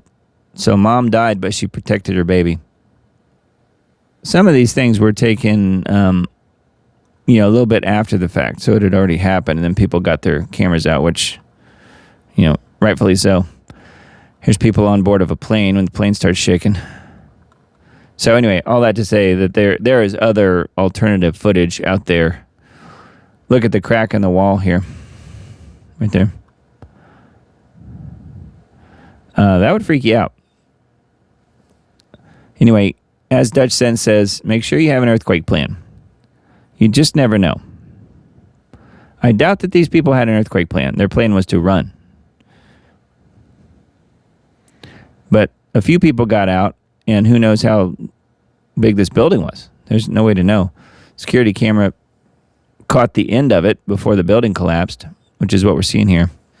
So anyway, okay, that was all on the earthquakes that I had for tonight. But let's move on. The UK could take 300 years to clear the court backlog. 300 years. The British government wants to scrap jury trials in order to clear the outstanding caseload. So you see how that works? They want to get rid of the jury, get rid of fair trials, and just have the judges decide everything because they have such a backlog. And they have such a backlog because they keep letting all these illegals in who are causing all these new problems every single minute of every single day. Record numbers of victims are waiting more than a year for their cases to be heard in the UK, and clearing the backlog could take nearly 300 years, courts minister says. According to Ministry of Justice figures, there is currently a backlog of 80,061 cases in Britain's Crown Courts and 370,722 cases in lower magistrate courts, an increase of 5% and 11% just on last year. Some 6,000 Crown Court cases, when they say Crown, they mean King Charles. 6,000 Crown Court cases have been waiting for more than 2 years, with 2,000 RAPE cases, 2,000, held up for more than a year. So you can forget about justice. This is why the criminals in the UK are so emboldened. They know there is really no chance that they're not going to get away with it. So they go ahead and do whatever they want to do. The closure of courts and government institutions during the COVID lockdowns is directly responsible for soaring wait times, with the Crown's court caseload doubling since 2020. So just in 6 years, it's all doubled. But yeah, let's get rid of the jury trials. Let's get rid of fair trials and just let the judges decide everything. That'll help us get through them faster. But they're still saying 300 years, so I don't know. So 300 years. So could you imagine being a victim of a crime here and saying, okay, yeah, here's your court date, and your court date is set in 2326. Well, anyway, that's the UK for you. Working perfectly, isn't it? Well, it's certainly working as planned, as designed. King Charles is very happy with it, I'm sure.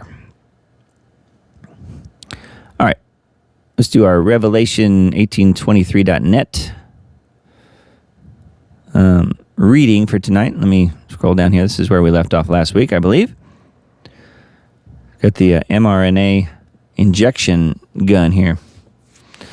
It's 2026. COVID is gone. Really? WEF director said COVID-19 was a test of social responsibility. Did you get that? The World Economic Forum, aka the New World Order, just admitted that COVID was a test, a trial run for obedience. Make no mistake, they are at war. You are the target, and mRNA is the weapon. So whether it be COVID, the bird flu, whatever pandemic they create, mRNA is their bullet of choice. Hence the gun they're showing here. From doctors for COVID ethics, too much has occurred that points unequivocally to a sinister agenda behind gene-based COVID-19 vaccines. Yeah. Our governments and the national and international administrative bodies are waging an undeclared war on all of us. As David Rasnick points out in Chapter 9, this war has been going on for decades, and we must expect it to continue to escalate. It's the source here that's listed and linked to, which is doctors for, the number 4, covidethics.org. And then it's going to a certain page in that study on that website. mRNA vaccine toxicity is the subject matter there. mRNA, the serpent's bullet of choice. The world today has 6.8 billion people. That's headed up to about 9 billion. Now, if we do a really great job on new vaccines, healthcare, and reproductive health services, we could lower that by perhaps 10 or 15%, Bill Gates said in 2010 in a TED Talk. My friends, do not worry if the terms being used make zero sense.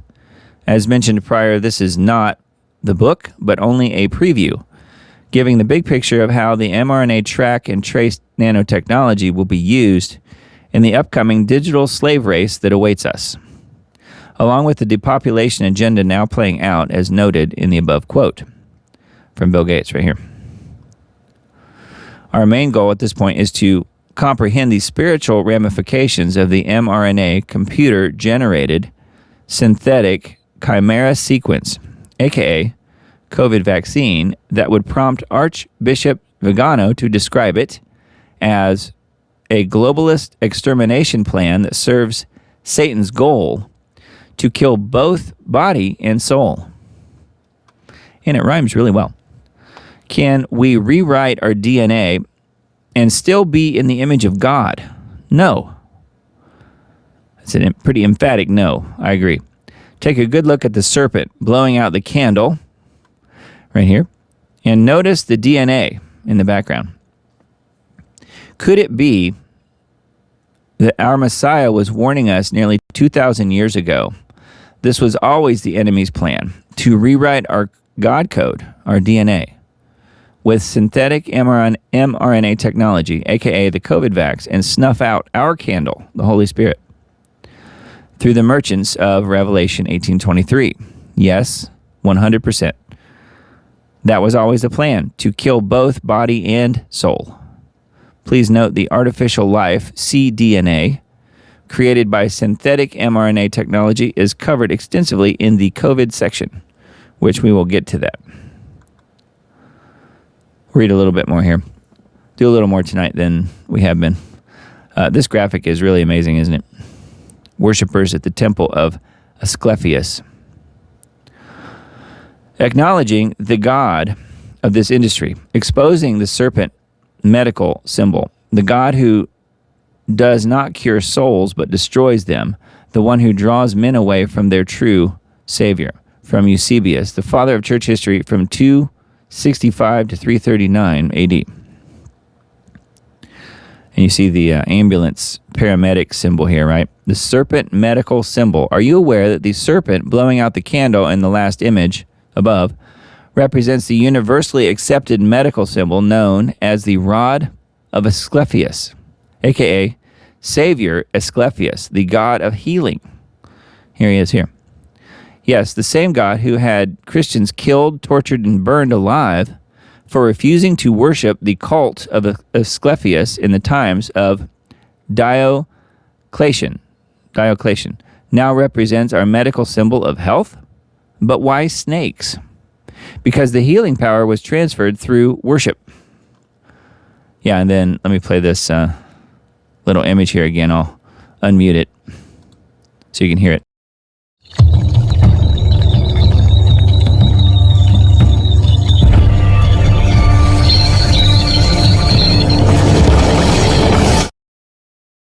Pretty cool, huh?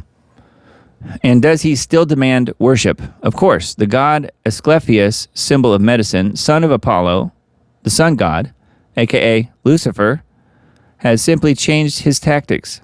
Now, instead of the threat of death, he will rescue you from the next pandemic, all for the simple cost of deleting your God code, DNA. Why is this crucial to understand? Because, as Eusebius said above, the God who does not cure souls but destroys them. Are we to believe the quantum dot tracking technology in the mRNA COVID vax was named luciferase by accident? Or the amount of 66.6 milliliters used to make the genetically modified luciferin, its kissing cousin, was just another coincidence? Once again, this is all covered in detail in the book and shown with empirical proof. Yeah, so we will pick up next week with the purpose of this book. Again, it's, in this case, it's website, but the book, the PDF files that make up the book are all available on this website for free. And you can get to it by going to revelation1823.net. Again, my friend Brian's website did a really amazing job putting all this together. So yeah, I wanted to just go a little further than we have been in the last few weeks. And then I came across this as well. This was on a different post from Daily Crow.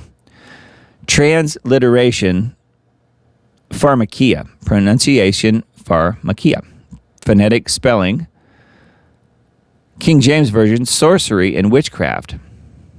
The NASB version, sorcery and sorceries, and it shows the word origin means sorcerer. The use of drugs, potions, and enchantments. Drugs, potions, and enchantments, or poisoning, pharmacy. By extension, the occult, witchcraft. By implication, the remedy, the cure, literally or figuratively. Yeah, so that image that we just read through, right here, transliteration pharmakia, that's right here. Can psychedelics reboot aging brains? ? We're about to find out. An audacious trial will test psilocybin in people over age 60 to see if increases in plasticity in healthy aging brains. In about 4 years' time, the remnant will be the only ones not on some form of pharmakia. Of course, it's going to come under the guise of health, wellness, natural cures. And then it says, respect, deception. Respect, deception. And then it goes into pharmakia, sorcery, witchcraft, sorceries, drugs, potions, enchantments, and so on and so forth that we just covered. Yeah, and then here is, if you forgot, here's verse 23. And the light of the candle shall shine no more at all in thee, and the voice of the bridegroom and of the bride shall be heard no more at all in thee. For thy merchants were the great men of the earth, for by thy sorceries were all nations deceived. And note, right here, sorceries is underlined, pharmakia, someone wrote. Now this stuff is all separate that I found, separate information that I found on Daily Crow, dailycrow.com. That just happened to be on this week's information on their site, which I thought went really well with the normal reading that we do week to week of Revelation1823.net. Pretty wild, huh? As we mentioned last week on last Sunday's show, Keir Starmer, the current Prime Minister of Britain, the UK, has resigned. However, technically he's still the Prime Minister until the Labour Party chooses a leader, which they haven't done yet, but the lead person in that, the main contender, is Andy Burnham, Burnham, this guy, who looks like Keir Starmer's brother, doesn't he? And when we find out more about him, I've found out some already. Let's just say, here's your new boss, same as the old boss, right? Just the old saying, meet the new boss, same as your old boss, however it goes. Andy Burnham says Israel would be his first overseas visit as UK Prime Minister if elected. As Keir Starmer resigns, an old clip has resurfaced of Labour leadership contender Andy Burnham saying Israel would be his first overseas destination if elected UK Prime Minister. What I don't know is how old this video is that's available. British politician Andy Burnham has emerged as the frontrunner to succeed Keir Starmer as Prime Minister. Following the resignation of Keir Starmer on Monday, Labour MP, Minister of Parliament, Andy Burnham announced his bid to succeed him, thrusting the former Greater Manchester mayor into the spotlight as a frontrunner in the race to lead the Labour Party and potentially become Britain's next prime minister. Which, by the way, I found out is chosen by the king. We go through all this, right? They go through all this, and Labour Party picks him as their leader and so forth, but it's the king, I guess, that apparently is the one who selects him. So King Charles will be involved. The soon-to-be biblical Antichrist will be choosing the next British prime minister, and it just happens to be that this guy looks and sounds and acts exactly like the last guy, and so you're really just getting Keir Starmer 2.0, and some people are saying he's even worse, which is pretty hard to believe.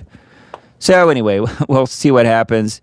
The timeline that I saw on this is that he could be in power as early as July 17th. So a couple weeks, 3 weeks out or whatever it is. So it's a little bit of time yet, but pretty interesting, huh? And then I came across this. I'll let it play. This is talking about Georgia being the first state to pass a resolution against, get this, I've never heard this before, Hindu hate. Hindu hate. Congressman Bishop to applause from Indian Americans, which I'm not for hating anybody, but they have to pass a resolution about Hindu hate, which means if you say anything that goes against or differs from what the Indians are now saying, then you get arrested. Is that what's going on? So we're going to have that for the Jews, and now we're going to have it for the Hindus. You won't ever see that for the Christians, will you? No, you wouldn't have that. It's just not fair if they have it. Report that Georgia became the first state in the nation to pass a resolution in our General Assembly to condemn anti-Hindu hate.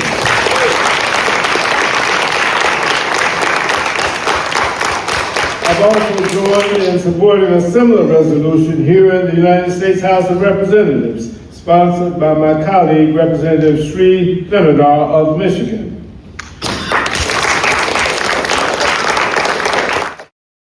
You get the idea. Georgia, first state to pass resolution against Hindu hate. Did we really need that, Georgia? I don't think we did. Yeah, here we go. Here's someone in the comments here. Congressman Bishop is a retard. Can't wait to see how many resolutions Indians pass to condemn Christian hate when they run the state government.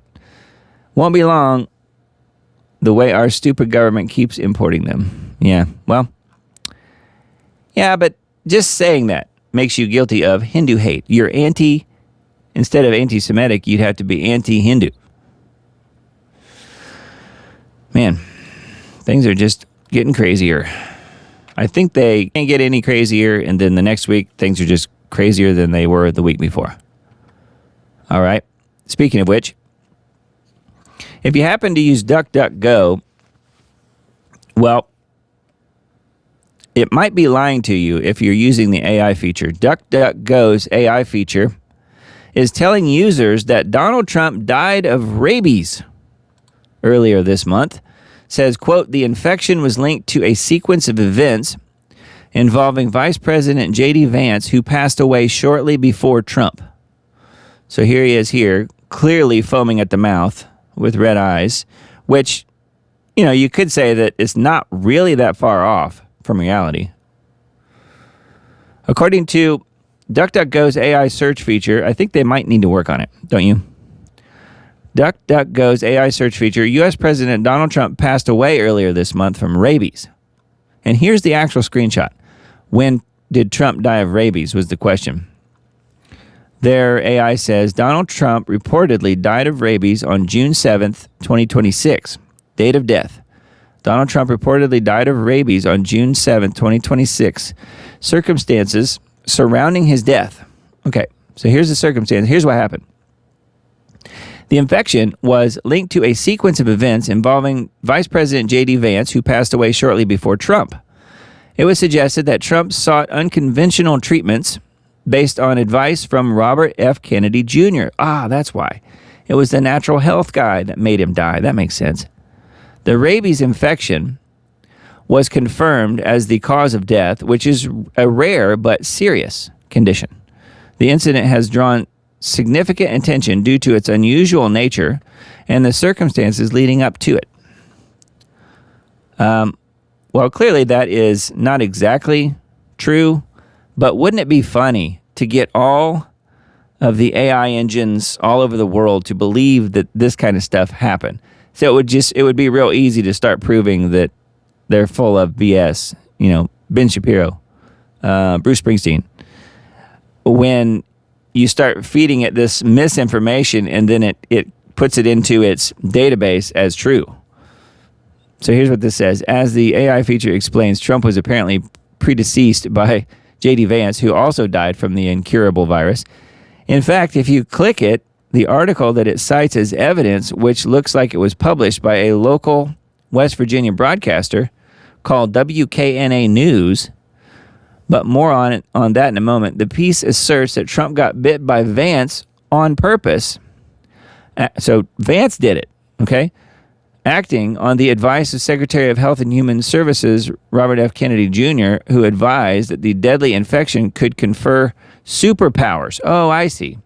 So J.D. Vance bit Trump to confer, to give him superpowers. I got it. Needless to say, not a word of this is true. Trump and Vance are alive, and though RFK Jr. has made numerous dubious health claims, well, that might be true, during his tenure in the government, he has never espoused the health benefits of rabies infections. DuckDuckGo's AI also inexplicably cites an ABC News story about an Ohio man who died from rabies that makes no mention of Trump. Instead, what really appears to be happening is yet another cautionary tale about AI digesting incorrect information and parroting it back to users uncritically.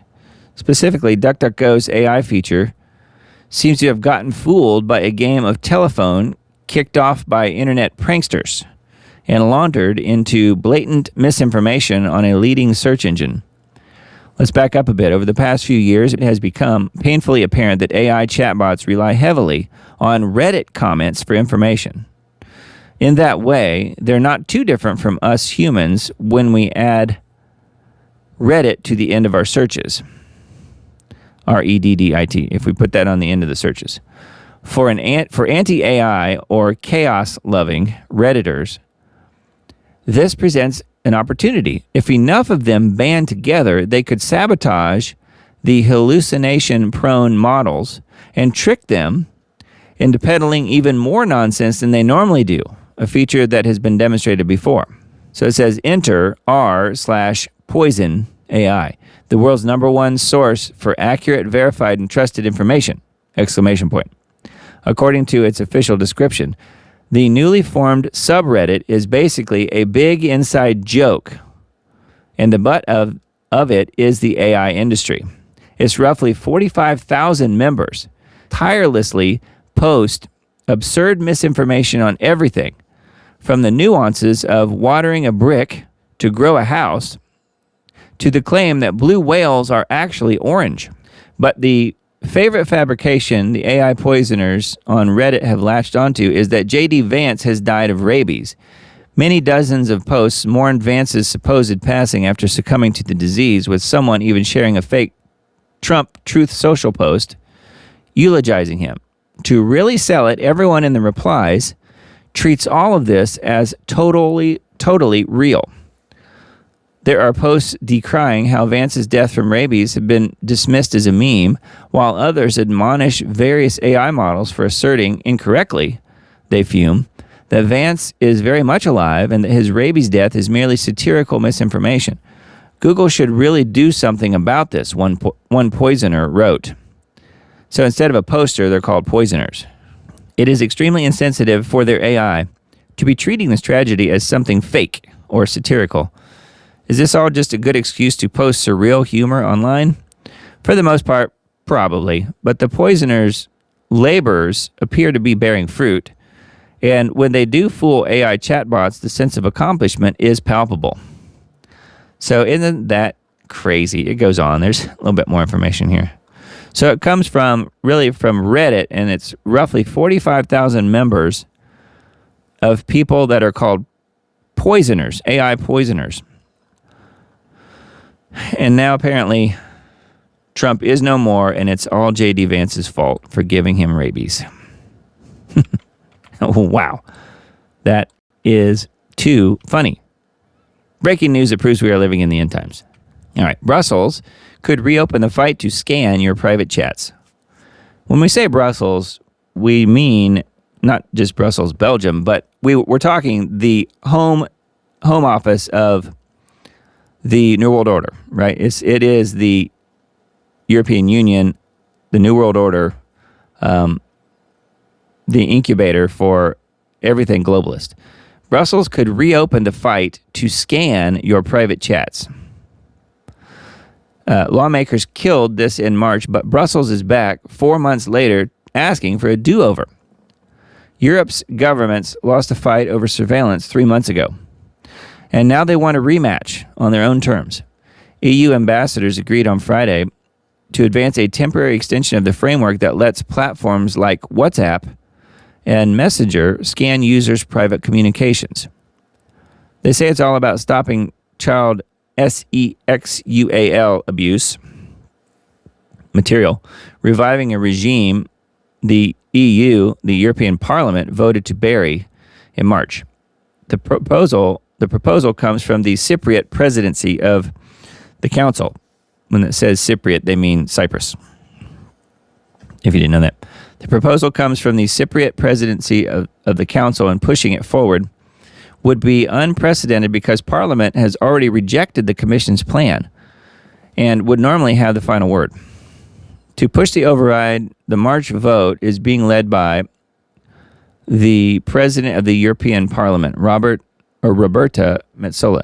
At the European Council on June 18th, Metsola urged EU leaders to drive the interim file forward, even though her own chamber had refused it, and even though her own political group, the center-right European People's Party, opposed it in the final vote. The contested part of the law would reach into end-to-end encrypted services, the technology that keeps a message readable only by sender and recipient, so the encryption part.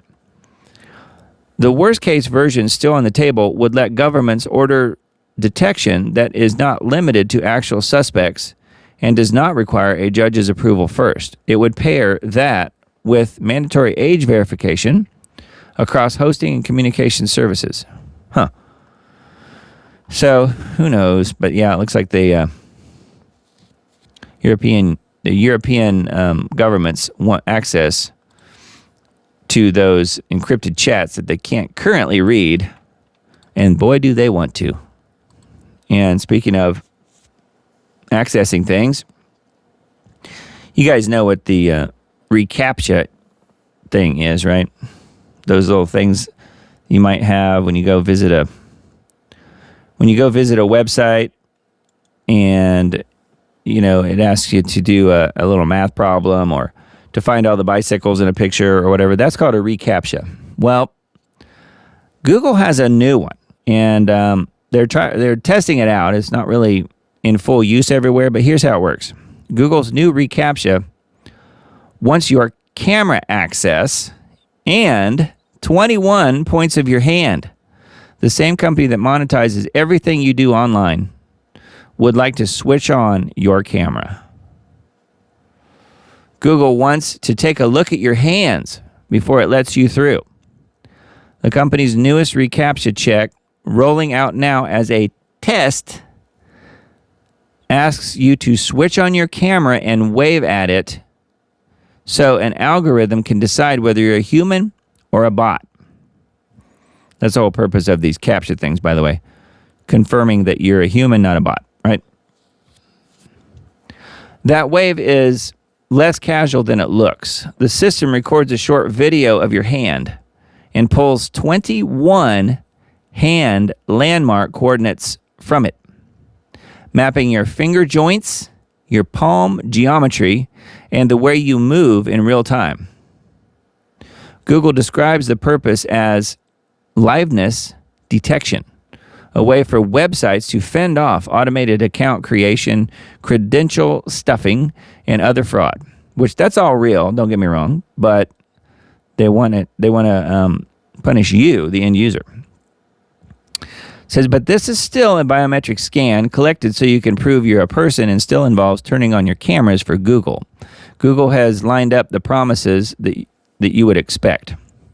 The company says the footage is deleted once verification finishes and no audio is recorded, and you just have to believe them. The video is never tied to your identity, and you just have to believe them. Take their word for it. Trust me, bro. That's me just adding that. Its documentation adds that nothing goes to third parties, and the data serves security alone, then points to the Google privacy policy for how everything is used and stored, a policy elastic enough to cover almost anything. They've covered their bases well. For now, the feature seems optional. I'll put that in quotes too. People who cannot perform the gestures still get the older puzzles. Oh, so if you have no hands, you're really at a good, you're not at a disadvantage here. That would be good. Because then you're stuck doing the puzzles, which I don't know how you do that with no hands. People who cannot perform the gesture still get the older puzzles, with Google saying reCAPTCHA continues to provide visual and audio challenges while it develops alternatives. However, we all know that optional today is rarely optional forever, and the older challenges survive partly because the gesture check is still being tested. The reassurances rest on trust, and Google has spent years giving people reasons to hold it back. This is a company whose business runs on gathering and monetizing personal data, now asking to switch on your camera and read your hand. Yeah, it's going to do a palm reading for you. See what your future might be. So I saw that one. That was on reclaimthenet.org. And then, actually, I saw this one first. This is on the WinePress Substack. Same thing. Further information. Google introduces new reCAPTCHA requiring you to provide 21 points of your hand to your camera to prove you are not a bot. So it's really the same information. I don't know that there's more here. I don't think there is, but it's hard to say. This is the WinePress's take on it. Oh yeah, here's the 21 points. So it's getting wrist, multiple places on your thumb, multiple places on each finger. The hand landmark model bundle detects just the fact that we need a hand landmark model bundle is bad enough. That right there is breaking news that proves we are living in the end times, if you ask me. Detects a key point localization of 21 hand knuckle coordinates within the detected hand regions. The model was trained on approximately 30,000 real-world images, as well as several rendered synthetic hand models imposed over various backgrounds. So you never know, maybe your hand is already in the database. I don't know. So I guess this article does have a bit more technical information than the other one. Here's an interesting patent. This says, new patent application alert. Patent number US 20260164162162A1 by Google introduces gesture-based control using active acoustic sensing. This tech enables hearables to recognize muscle or object-based gestures via acoustic signals, supporting voice-free and hands-free interfaces. This innovation could enhance accessibility and discrete device control in diverse settings. So this one is using your hearing. So yes, every part of you will be digitized and tokenized. Anyway, that one is a WinePress Substack article. For further information, really based on the Reclaim the Net piece that we read.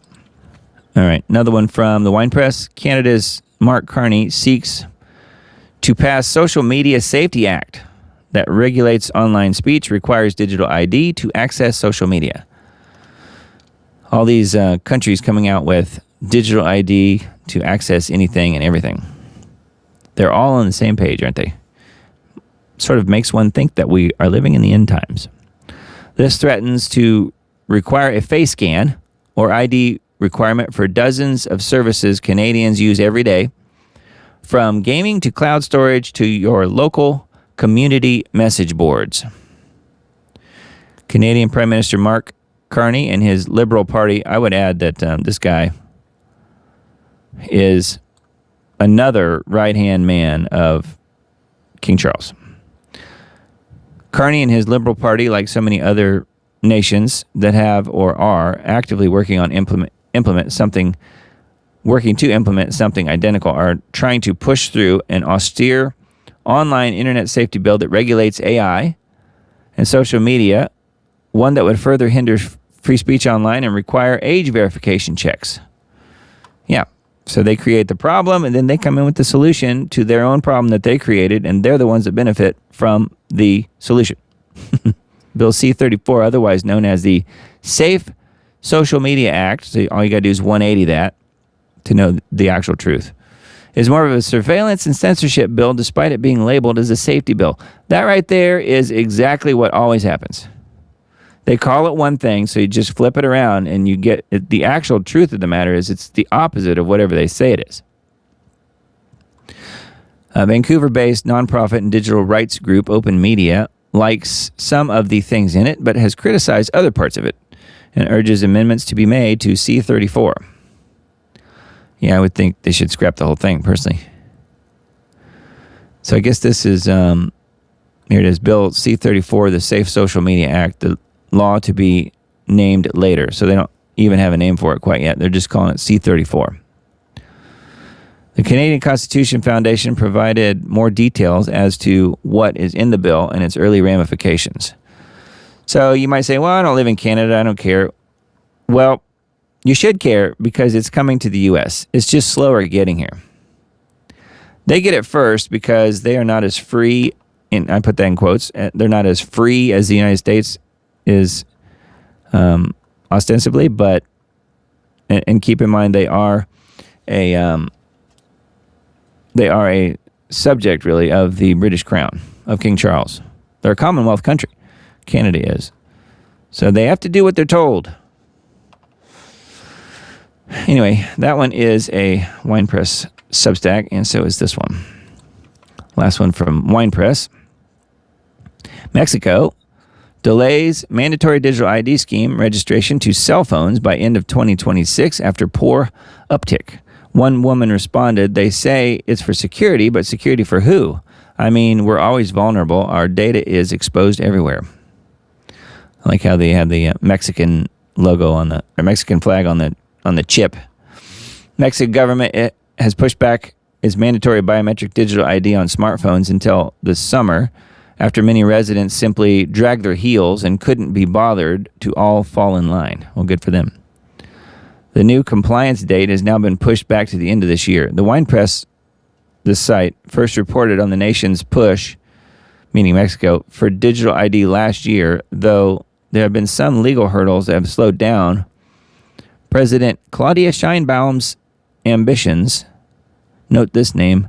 That is not your typical, like Pentecostal or Catholic type name, is it?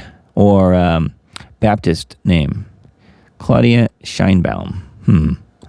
Ambitions as part of her administration's broader push to methodically introduce a cashless society. Mexicans have been asked to register with biometric citizen identifier called whatever, CURP is what we're abbreviating it as, from a press release statement from the government. It says, for everyone's safety, each telephone number must be in this. It must be in the name of a person in order to eliminate the anonymity that is allowed crime to commit crimes. Has allowed crime to commit crimes, such as fraud or extortion. With this measure, Mexico will no longer be one of the few countries that allowed the acquisition of a chip without identification and joins this international practice in force in 166 countries. So they're saying Mexico needs to catch up. Anyway, Mexicans say no to registration. The countdown continues. Out of the 158 million active cell phone lines, only 49.5 million have been registered. I'm surprised it's that much, really. So it sounds like they have a pretty good chunk of them. 31%. 1 month before the deadline expires. Millions of Mexicans refuse to hand over their personal data. Well, good for them. Hopefully they won't. Until they're made to. Because the next thing might be like, well, you have to give us your information or we're going to shut your phone off. What do you think people will do if that is what happens? I mean, it seems pretty obvious. All right. Leo's Substack. Push to blanket America with massive AI data surveillance centers has exposed shocking level of disdain local government officials have for those who voted them into office. Yes, they hate us. Even at the local level, they hate us. Barrage of new data centers and willingness of local leaders. Well, they're being paid. That's why they're being paid under the table. Willingness of local leaders to act in direct opposition to the will of the people should be a wake-up call for those who still believe that we live in a representative democracy. This is Leo Hohmann's Substack. Government officials acting in secrecy or withholding key information from their constituents about important developments almost always ends badly for the people. The old saying really is true. Democracy dies in darkness. I still say we don't live in a democracy. We long ago lost all sense of accountability from the federal government, which is now a creature of its own construction. Yes, a beast. I'm adding that. Making decisions on its own with no connection whatsoever to the people it's supposed to answer to.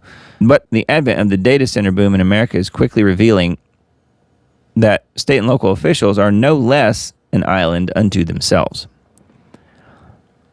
acting in secret for the benefit of the rich and powerful and to the detriment of their constituents. Citizens are seen as nothing more than a resource to collect taxes from. And the moment that they start to ask questions, they get shouted down, ignored, or in some cases even treated like suspected terrorists. Yeah, exactly.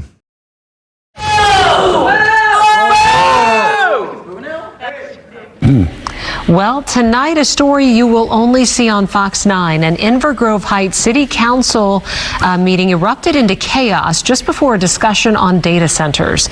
It ended with the mayor walking out as people were shouting. The council abruptly ended that meeting and postponed the discussion until later this week. That decision then outraged dozens of people who were in the room. Fox 9's Mike Manzoni was there. And Mike, the mayor walked out without answering any questions. Yes, she told us she didn't want to comment. Another city council member told us that late this afternoon, the council received some new confidential information that it needed to discuss, and that was the reason that the council decided to end the meeting earlier than expected. Sure. Now, this is video of Mayor Brenda Dietrich leaving just moments after that meeting ended. The city council had planned to vote on a data center moratorium. It also... Wait a minute. Didn't she have an arm tattoo like Jeffrey Epstein's with the barbed wire? Wasn't that what that was? Also plan to discuss a proposed 54,000 square foot data center in town. The developer has threatened legal action if the council makes decisions using anything Yeah, look at her right arm. other than zoning laws. It is unclear at this point whether any moratorium would affect the proposal for that facility. Here is some of what happened after the council ended the meeting. This is like the second or third time you've done this now. Recess the meeting. But there's no community input on this. Why we were not allowed public comment. Before you approve a variance for our community. There's no requirement for public comment. It ain't right. I mean, you don't get to talk. I don't want to talk to you people. Get lost. Get out of my building. You recessed the whole meeting. Yeah, this is a railroad job. Just new information that's confidential at this time. I understand how they feel, but we have deadlines also. Mm-hmm. And the council postponed the meeting. If they don't get it done within a certain amount of time, then they will lose a percentage of the kickbacks that they're getting from the data center developers. That's how it works. And the discussion on the moratorium and that proposed data center until 8 o'clock on Friday morning. And many people in attendance pointed out that they really won't be able to attend because of that middle of the day time frame. And some speculated that that was the point. We're live in Inver Grove Heights tonight. Mike Manzoni, Fox. Yeah, so they reschedule the meeting to a time when nobody can attend, and then therefore, oh gee, it's smooth sailing from here on out. This is the kind of chicanery taking place at city councils and county commissions nationwide when it comes to the barrage of new data surveillance centers. While we are largely focused on other things, even the illusion of a government by the people, for the people, of the people is being shattered. When a developer comes to town proposing a massive AI data center, surveillance center, he automatically commands the full attention of the local government, in some cases totally calling the shots as to timetables and schedules of public hearings. Wow. The length of such hearings and any rules that might need to be broken in order to get the development passed. What it doesn't state here is that he is also paying off all of the city council people. That's why they're so for it. Pretty much across the board. But you get the idea. Anyway, that's on Leo's Substack, Leo Homan. Got one more from him, which is, I guess, sort of a side issue, but similar. How to push back against the advancing beast system. The first layer of resistance starts with non-compliance and builds from there. We must take ownership and stop believing that any politician or political party has our best interests at heart. No, that, like I said before, they're being paid off. The big picture lesson from the COVID era should have been obvious. It should have screamed loud and clear to every freedom-loving American, the power elites who run things at the local, state, and federal levels want to tag and track our movement. But not just our movement. They want to track our diet, our healthcare, our purchasing habits, our use of energy, our online comment history, our very thoughts. They want all of it. And if they get their way, you will own nothing. Literally nothing. Even if you technically own an asset, you will not control it. So do you really own it? Your bank account will be theirs, programmed to be switched off or on at their pleasure, based on your compliance with the dictates of the surveillance state.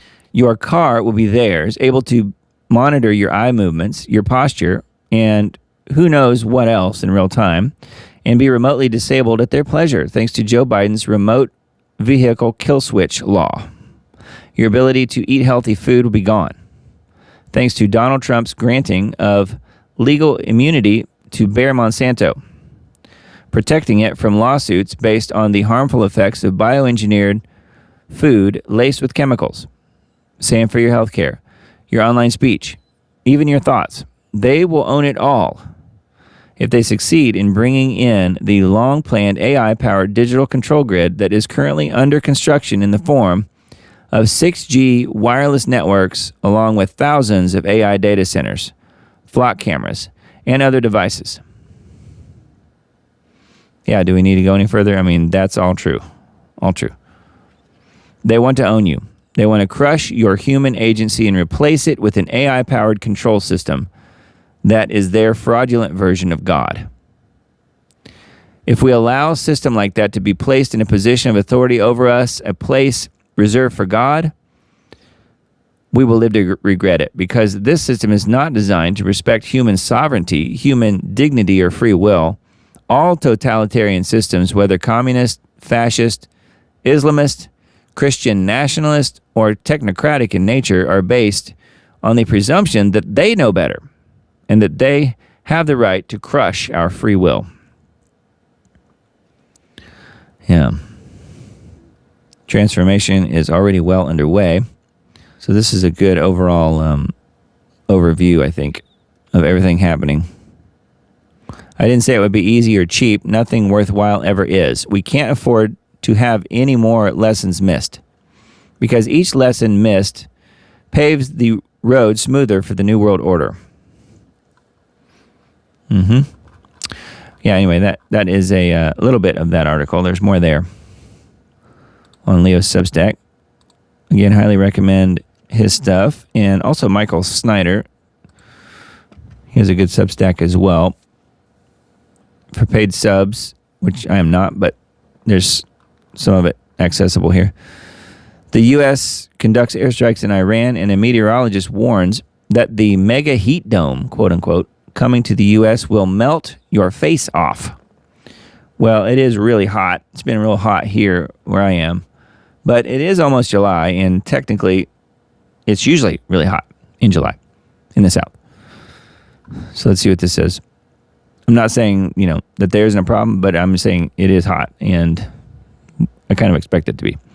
The U.S. military shocked the world by conducting airstrikes against targets in Iran just a little while ago, and we are starting to see what is called a Godzilla El Nino and what that looks like. So much going on right now, and I just keep adding more stuff to this article. There are times when more happens in a month than used to happen in an entire decade. We are living during one of those times. Very true. Anyway, that is just the beginnings of this specific article on Michael's Substack. I guess it's for paid folks, but there's an intro there that we just read most of. And then here's another one from his Substack. The enormous earthquakes that we are experiencing are now are nothing compared to what's in our future. Our planet is starting to shake like crazy, and a lot of people out there are really beginning to freak out. On Wednesday alone, California was hit by a magnitude 5.6 earthquake. Japan was hit by a magnitude 7.2. Venezuela was hit by a magnitude 7.2 and a 7.5. The second quake was the most powerful quake that Venezuela had experienced in more than a century. Dozens of aftershocks have already been recorded, and there's no way to count the number of structures that have collapsed. So much damage has been done that the situation on the ground is being compared to a horror movie, and is being reported that tens of thousands of people are potentially missing, which we've talked about all of that already. So many precious people are trapped in the rubble right now. Venezuela normally does not experience such powerful earthquakes, and most of the buildings are not built to withstand this kind of shaking. Yeah, they're built out of styrofoam, apparently. One man that actually lives in La Guaira told the AFP that he was extremely fortunate to escape the building that he lived in just before it collapsed. This is going to take Venezuela a very long time to recover from this. Yeah. Sadly, this is our new normal. Billion-dollar disasters are happening in rapid-fire fashion. And so, historic events that happened just a few weeks ago are quickly forgotten. Yeah. For instance, the magnitude 7.8 earthquake that hit the island of Mindanao in the southern Philippines earlier this month was so powerful that it permanently changed the geography of the coastline. That was the 8.0 that I mentioned earlier when we were talking about. That was the kickstart. And then you had the 7 point something at the antipode, which was in Venezuela. And then it did another near antipode in Japan, and then it went back to Venezuela and did another one. So it's energy transferring around on those plate areas that we talked about earlier. Anyway, yeah, talking about the near 8.0. But yeah, we knew this was coming, didn't we? Because the Bible tells us that it's coming. Earthquakes in diverse places. And we are seeing that play out. Breaking news that proves we are living in the end times. California just got another major warning that the big one is coming. Magnitude 5.6 that just shook portions of 3 different states. Should be a huge wake-up call for everyone that lives in California. The San Andreas fault system is locked and loaded. They've been saying that for years, though. I mean, I don't know. I'm not sure. It's just a matter of time. That's always what they say. It's not a matter of if, but when. It's just a matter of time before an absolutely cataclysmic earthquake permanently alters the geography of the state. The day is coming when large portions of Southern California will no longer be above water. I have written about this over and over again. Yeah, see, I don't know. I'm not personally convinced that that's going to happen, but who knows? I guess anything's possible in the end times. Anyway, this one, I guess, is mostly about California. Yeah, talking about thermal expansion, which that is the Earth heating up. And I've talked to Mr. Dane about that before. That is true. The Earth really is heating up.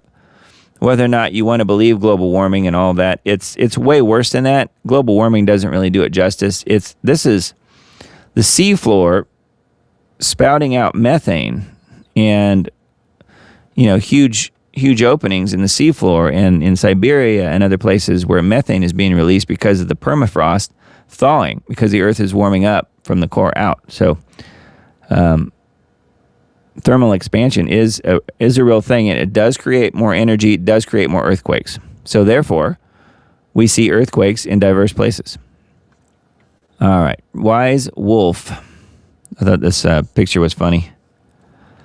Dreadpool. It's not Deadpool. Dreadpool. American flag blue, now in algae green. Mostly I just wanted to show this picture. Truck bed liner, presidential edition. The botched reflecting pool job. Well, we won't read through all this, but I just thought, one thing kind of hit me. I'm sure other people have touched on this, but it is very much appropriate that it's Trump that's overseeing this, because this is the swamp. The swamp is literally taking over Washington, D.C. That's what we're seeing here. Now, I know that's an AI-generated photo, but that's not too far off. Algae is taking over the reflecting pool. Not just because it's standing water and it's pretty shallow and it's being superheated by the sun right now. No, that wouldn't have anything to do with it. You would think they would learn to put some sort of, circulation system in there or something to keep it moving. But no, it's a reflecting pool, so it has to be staying static. But then that breeds algae.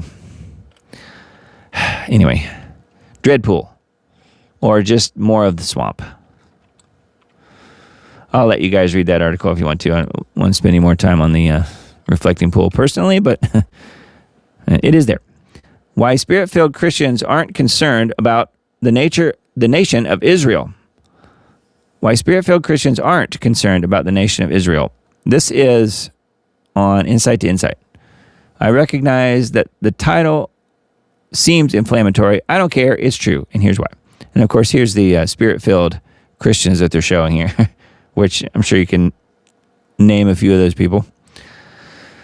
But what if the fixation on the physical nation of Israel is not a mark of biblical maturity, but a symptom of something the Holy Ghost is supposed to cure? The Bible professes pretty clearly, if you can read it carefully, that a fixation on the nation state of Israel is a symptom of spiritual lostness or spiritual immaturity. There are two cases in particular from what the Bible says and what it doesn't say that demonstrate that this is true. Once you see it, you can't unsee it. You simply won't find a spiritually mature, Spirit-filled Christian caring about the body politic of Israel in the sacred text. It says on January 17th this year, the patriarchs and heads of churches in Jerusalem issued a joint statement describing Christian Zionism as a harmful and damaging ideology that misleads the public, sows confusion, and harms the unity of our flock. These are not progressive, mainline American Protestants with rainbow flags and preferred pronouns. These are the ancient apostolic churches of the actual Holy Land, the people whose grandparents walked the same streets Jesus walked, who have been burying their dead in Jerusalem for 2,000 years. They looked at the theology that American evangelicals have been exporting into their backyard and called it what it is: damaging. Mike Huckabee, the U.S. ambassador to Israel, and I always say the Israeli ambassador to Israel, and a man who has visited the country more than 100 times, well, I think he lives there now, has laid bricks on Israeli settlements in occupied territory that are banned by U.S. policy, and once told Bloomberg that a two-state solution is dead in our lifetime.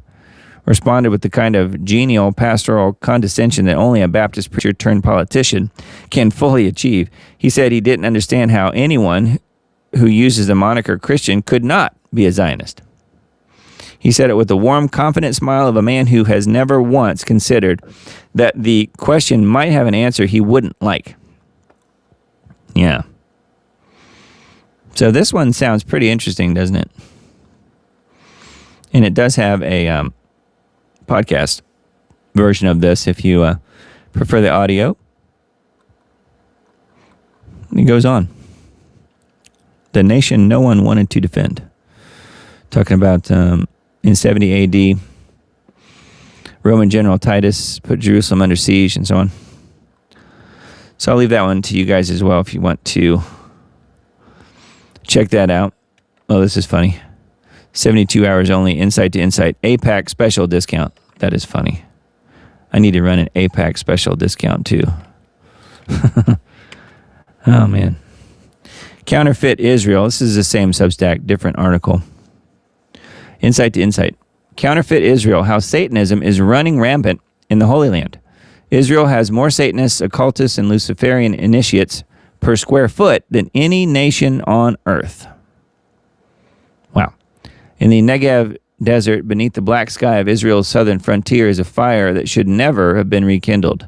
Thousands gather under its light, painted, pierced, and possessed.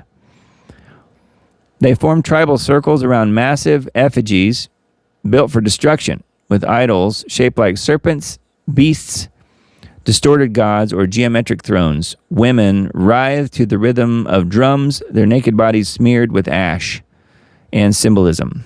Men scream invocations while flames roar upward, consuming temples erected for the sole purpose of their own annihilation. This is not art. This is not cultural expression. This is not a secular celebration of creativity. This is mid-burn, Israel's official offshoot of Burning Man. Yeah, mid-burn. The literal resurrection of the fertility cults of Canaan, revived not in secret but with pride, ritual, and ceremony. Mid-burn takes place in the very wilderness where Yahweh once thundered his commandments from Sinai. It's hosted on the same soil where Israel once trembled in the presence of divine fire. Only now the fire has changed hands. Instead of blood on the doorpost, there is neon paint and synthetic ecstasy. Instead of a holy covenant, there is carnality. Instead of worship, there's a mass fornication under a sky of shooting stars and acid hallucinations. The temples are built and burned as acts of liberation, but the liberation is from Yahweh, not from bondage. These are altars, not art installations. The festival's climax is not entertainment, it's a ritual. The fires are not metaphors, they are offerings. Wow. In Israel, the occult is everywhere. But to think mid-burn is the end of it would be to misunderstand the scale. Mid-burn is not the exception, it's the public face of a deeper spiritual disease that has infected modern Israel, from its politics to its parks, from its synagogues to its schools. If the fires of Midburn are the new high places, they are merely the visible tip of the Asherah pole, or Shira pole. Beneath the surface, the increasingly above it, Israel is being ritually rededicated, not to the God of Abraham, but to the very deities he once condemned by name. The gods of the Amorites, the spirits of Babylon, the demons of the wilderness have returned. Man. So this was pretty dark, but I think very accurate. Look at that. The Hamsa maybe, is overtly occultic amulet of Phoenician origin, dating back to ancient satanic practices. It hangs in almost every Israeli home and is sold nearly everywhere in Israeli shops. Wow. That is as demonic as it gets, huh? Star of David, which is actually the Seal of Solomon, and so on and so forth. So this article's got a lot of good information in it. Insight to Insight on Substack. So we'll send the links in the Substack post that I put out on Tuesday of this week, coming up. Ma'am Donnie got his rent freeze wish. Don't expect New York City housing to become more affordable. New York City Rent Guidelines Board voted to freeze rent for approximately 1 million apartments on Thursday night. Yeah, I'm wondering what's going to happen there. But it is a communist mecca at this point. 2 days after 3 of the New York City Mayor Ma'am Donnie's endorsed congressional candidates won their elections in the New York primaries, the New York City Rent Guidelines Board delivered another win for the mayor. On Thursday night, the board voted 7-1 to freeze the rent for 1 million apartments in the city. So what do you do if you are someone who is a building owner, and now you can only charge what the city tells you can charge?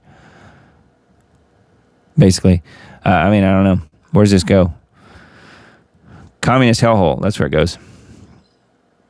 All right. And then that's on reason.com. And then this one from AJ's site. Oh, yes.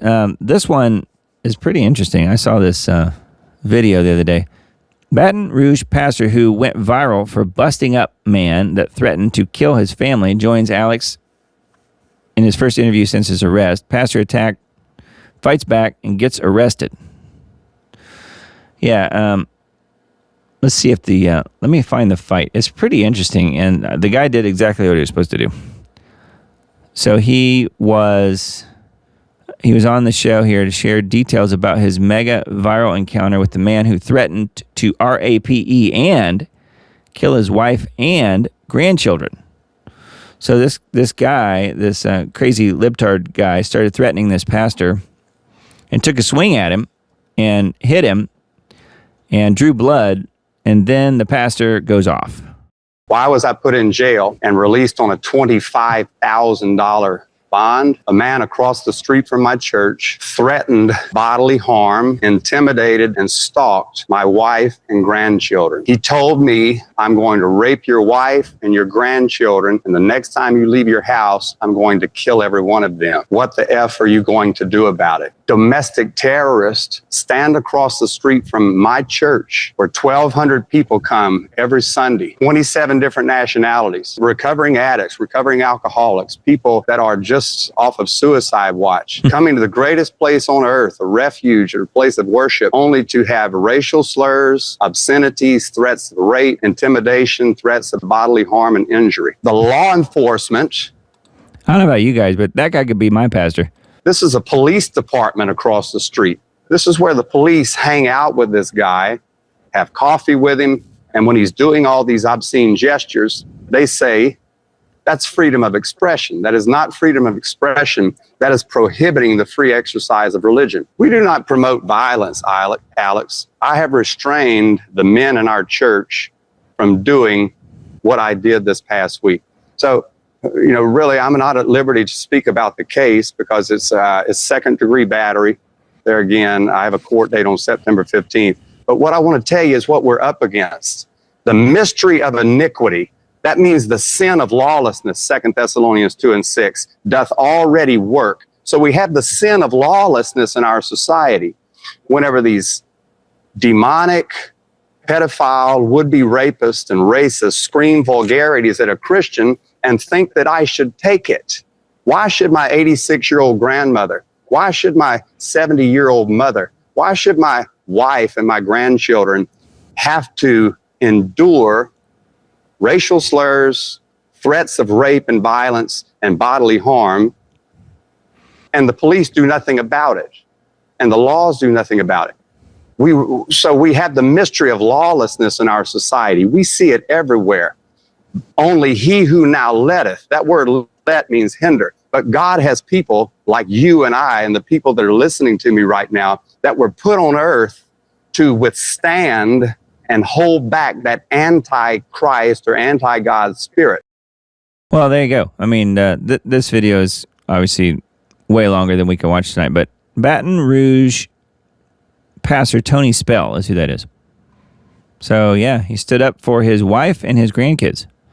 So, way to go. He did what he was supposed to do.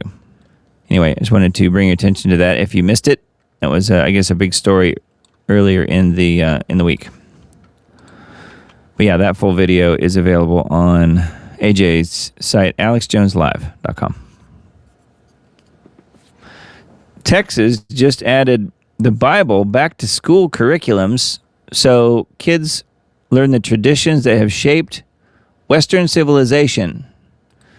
You can see the crazy libtard here going completely off the chain. In a major win for everything that is right and godly, Texas has brought the Bible back to public schools. Well done, Texas. Education Board, which is controlled by Republicans, voted to pass a new required reading list on Friday by a vote of 9 to 5 to 1. The list for required literature includes the sections of the Book of Exodus for 5th graders, the Shepherd's Psalm for 7th graders, and more. Well, my guess is you'll have a bunch of teachers who now will refuse to teach it. I would imagine that's where it's going next. And then more lawsuits. Yeah, so there's tweets all about that. So that's what's going on in Texas, in case you wanted to know. And then a couple more here from same site. This is in the same vein as the European Parliament or whatever it was, European, I think it was the EU Parliament or whoever it was, that was having air conditioning in the top part of the building, and then the slaves down below in the lower levels got to stay nice and hot. UK orders homeowners to remove AC units during heat wave due to concerns about climate change. Britons are ordered to remove air conditioning from their homes in 40 C heat under net zero crackdown. I think they just mean turn it off. In other words, sacrifice yourself to save the planet. Britons have been ordered to remove air conditioning from their homes despite the country baking in up to 40 C heat this week. What is 40 C heat? I'm going to look. Let's see what that is. It is 104 degrees Fahrenheit. So that is pretty warm. Planning officials at councils have told residents to take down their cooling units over concerns about carbon dioxide emissions. Oh yeah, so it's the mean old CO2 emissions. So perhaps it's air conditioners hanging out the window and that kind of thing, or up on the wall like this. That must be what they mean. Not central air, which I've never been over there, so I don't know how. That's probably the case. I mean, you don't have that many new buildings. They're all old buildings. So if you live on the ground floor, you get to choose between dying of heat or letting criminal migrants break into your home and kill you. If you decide to live like a civilized chap and install an air conditioner, be prepared to face the consequences. Welcome to the UK, huh? Remove your AC units or else suffer in the heat and die like a good little slave. Okay, here's a doom break for you. Watch this black bear hose himself down in a North Carolina backyard. We got to see that. You don't know how hot until you've been into the southern U.S. in the summertime. That's where I live, so I know how hot it is. It's so hot out here, we've got black bears hosing off in people's backyards. I'm going to mute this because the dog is watching the bear and the dog's in the house barking, which then in turn will make my dog start barking, and I do not want that right now. So he's enjoying a nice little shower, and surprisingly, he doesn't bust the hose. He doesn't bust the nozzle off the hose. He's having a drink. That bear should know, though, that he needs to be drinking purified water. Not right out of the hose like that. That's a no-no. Too much fluoride. But apparently it feels real good. If you're real hot, I guess it don't matter. It says, how did it know how to turn on the hose and to operate the nozzle? I don't know what he did. He hit the right buttons. Anyway, there's your bear break for today. He enjoyed it. I'm surprised that I wonder if he turned it off when he left. I guess he didn't. That would have been even better. All right. Children's Health Defense. Let's see what this one is. CHD, children'shealthdefense.org, on the Defender section of their site where the news is, worker wins religious exemption from AI. Could it boost the case for vaccine exemptions? Another North Carolina story, but not the bear with the water hose. A North Carolina employer recently granted an employee's request for a religious exemption from artificial intelligence. It comes at a time when the debate over religious exemptions for vaccination is intensifying, and when clinical trials for the first vaccine developed with the use of AI are underway, leading some experts to wonder if workplace requests for AI exemptions may help draw more attention to religious exemptions for vaccinations. Wow. I can see where that's going. Not bad. Not a bad idea. North Carolina employer recently granted employees request for religious exemption from AI. Some experts suggest that workplace requests from AI exemptions may help draw more attention to vaccine exemptions, religious exemptions. In April, a software engineer and practicing Unitarian Universalist, that's a religion, Unitarian Universalist, asked her employer for a religious exemption from using AI. I wonder why. According to Inc. magazine, she cited ethical questions and environmental concerns linked to the operation of AI data centers in her objection. She consulted with an employment lawyer and a minister at her local chapter to support her request. So they have ministers, apparently, for the Unitarian Universalist religion. Guessing that's probably not Jesus Christ based. Business Insider reported that last month her employer, a large tech entertainment company that she described as progressive, granted the exemption. I'm writing my code and reviewing my code by hand, which seems crazy to say, she told Business Insider just 2 years ago. How else would you do it? Shortly after her employer granted her exemption, Pope Leo published a 42,000-word letter in which he raised questions about how AI can undermine human dignity and negatively affect workers, and called for AI to be, quote, disarmed. Wow. So that was her basis here. It says, Michael Caine, director of advocacy for Children's Health Defense, had said some religious exemption requests for AI might relate to fears that the technology represents the mark of the beast and that it will be required to engage in all transactions. If people have strongly held sincere beliefs against AI, then I support the right to seek religious exemption from using it. So yay, that's good. So remember that if it ever comes up in your workplace. You might be able to get an AI religious exemption. Again, because it's related to the mark of the beast. And they're not wrong about that. Pretty wild, huh? Okay. Oh yeah, and then this one, same site, Children's Health Defense. New study strongly links Merck's Gardasil HPV vaccine to POTS. But authors downplay the signal.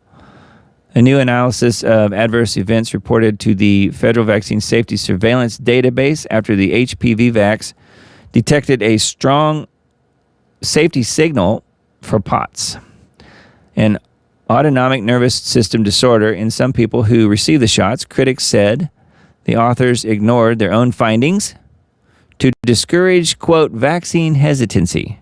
So they ignored it because they didn't like what the results were of their findings, because, gee, you wouldn't want people to stop taking vaccines and giving you all these billions of dollars. And push the safe and effective narrative. So in other words, they started lying. They just lie. But that is Big Pharma, Revelation 18:23. We've been talking about it on and off all night. Pharmakia.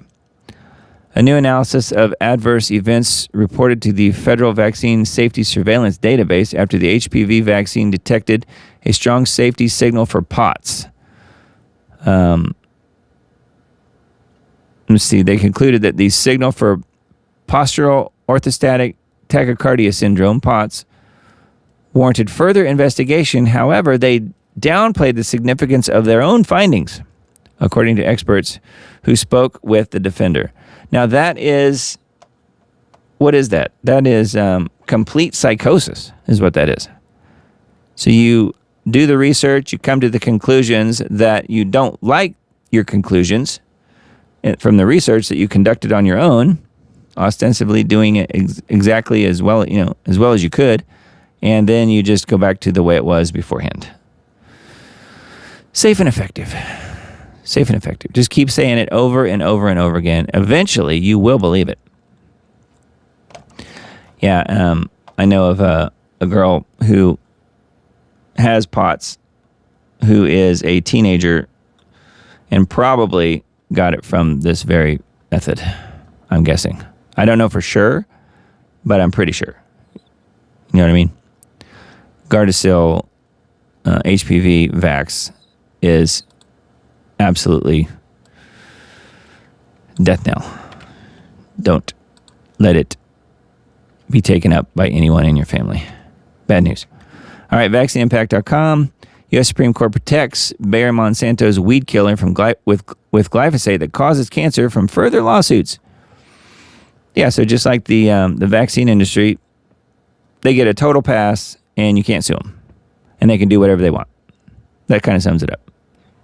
U.S. Supreme Court handed the Trump administration huge victory today because they wanted this by blocking further details against Bayer Monsanto's company, which produces Roundup, the number one herbicide used in the world, with the cancer-causing ingredient glyphosate. I'm wondering if they're going to double down now, being said they can't be sued for it, and then just spray glyphosate, and they're already spraying it on everything, but maybe they'll, triple the dosage. The reason I'm saying that this is a victory for the Trump administration, not just Bayer, is because the Trump administration has been trying to pass legislation that would give Bayer total legal immunity from any harm caused by glyphosate in their products, similar to how pharmaceutical companies have legal immunity from any harm caused by vaccines, which is what I just said. And I didn't know that was going to be in this article. Anyway, yeah, they love it. They love their poison. And Trump and his cronies really love it because they can get even filthier rich. Yeah, it says, as I wrote this past weekend, glyphosate does much more than just cause cancer. The corruption and cover-up of Monsanto's glyphosate product goes all the way back to the 70s. Health Impact News, this website's sister website, Health Impact News has been one of the leading alternative news sites in the U.S., covering the dangers of glyphosate for almost a decade and a half.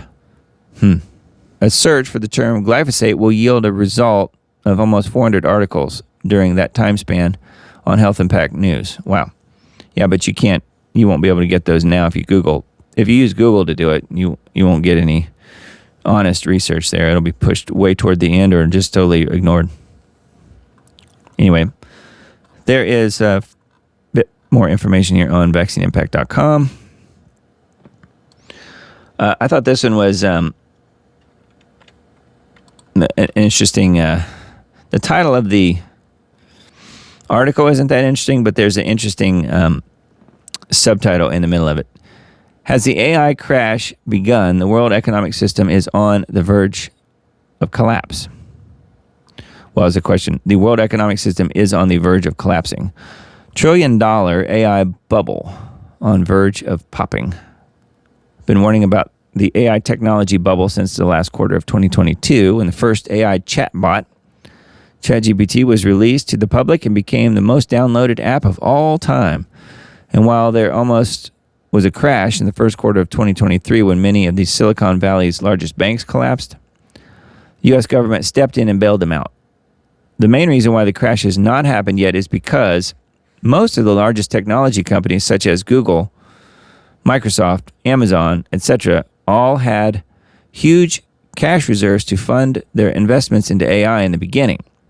Fast forward to today, as we end the second quarter of 2026, and almost all of those cash reserves have been spent. And most of these technology companies are taking on debt through corporate bond sales because they are too afraid of being left behind in the great AI race, which is a race to nowhere, and will end very badly for all of us. While I've been mostly dissenting voice in the alternative media, again, this is Brian Shilhavy from Health Impact News, mostly a dissenting voice in the alternative media sounding the alarm against AI spending for the past 3.5 years, I am no longer. After 3 straight days of losses in the NASDAQ, including huge losses on Monday and Tuesday this week, for big tech companies, I would estimate that about 90% of the corporate news financial analysis are talking about an AI crash now, and much of it is not even speculative. So here's what I thought was clever. A nightmare on LLM Street instead of a nightmare on Elm Street. Pretty clever. LLM, large language model. A nightmare on LLM Street. Technology was always a nonsensical investment category. With each passing year, it becomes even less sensical. Yeah, so is there going to be a big AI bubble crash? Is AI one big bubble behind the tech sell-off? That's an NPR statement here. Something from The Hill, something from Barron's. Yeah, I don't know. I mean, I guess if it crashes, then maybe the data centers won't need to happen, but I don't know. Pretty wild. Anyway, that one's on Vaccine Impact. Sons of Levi resume ancient temple service. Daily psalm sung at altar site. So here they are right there, doing their thing. For nearly 2,000 years, the Temple Mount stood in silence. No Levitical choir, no sacred song, no music ascending from the stones where the altar once burned, that's not true. They think it's true, but that ain't true, is it? No, it's a Roman fort. It's an old Roman fort. That silence ended, though, on Tuesday. A group of 3 Levites ascended the Temple Mount and sang the daily psalm appointed for Tuesday at the site of the ancient altar. So they say. So there's the YouTube short of them if you want to hear them, which I don't really.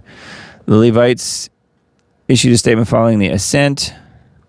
The Bible is explicit about what the Levitical song meant in the temple. It was not background music. King David organized the Levites by divine command. Okay?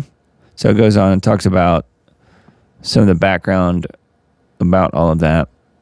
It says the Gaon of Vilna, the great 18th century Torah sage, taught that the music of the temple would be the last secret revealed before the coming of the Mashiach, the Messiah, their Messiah.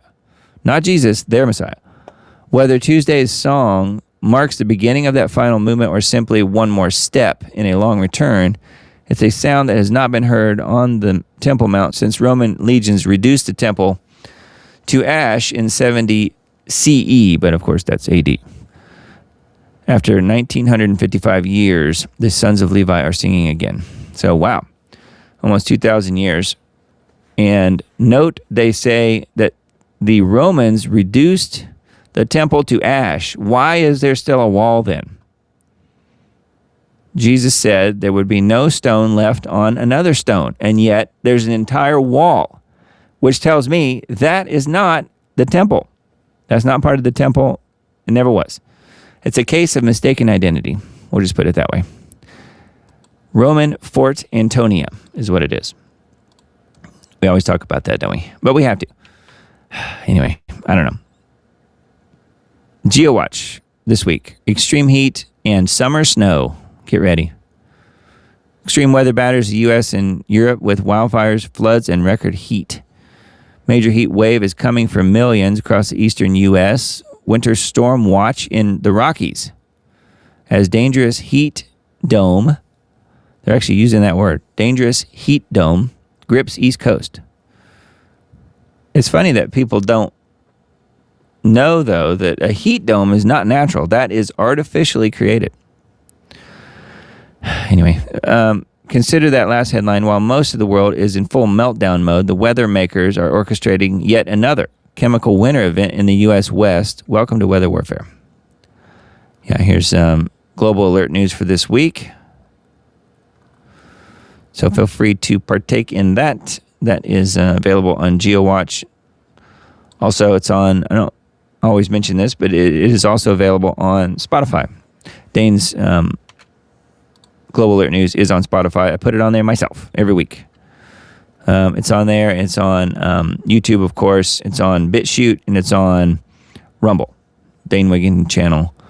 Dane Wigington channel on BitChute and Rumble and YouTube.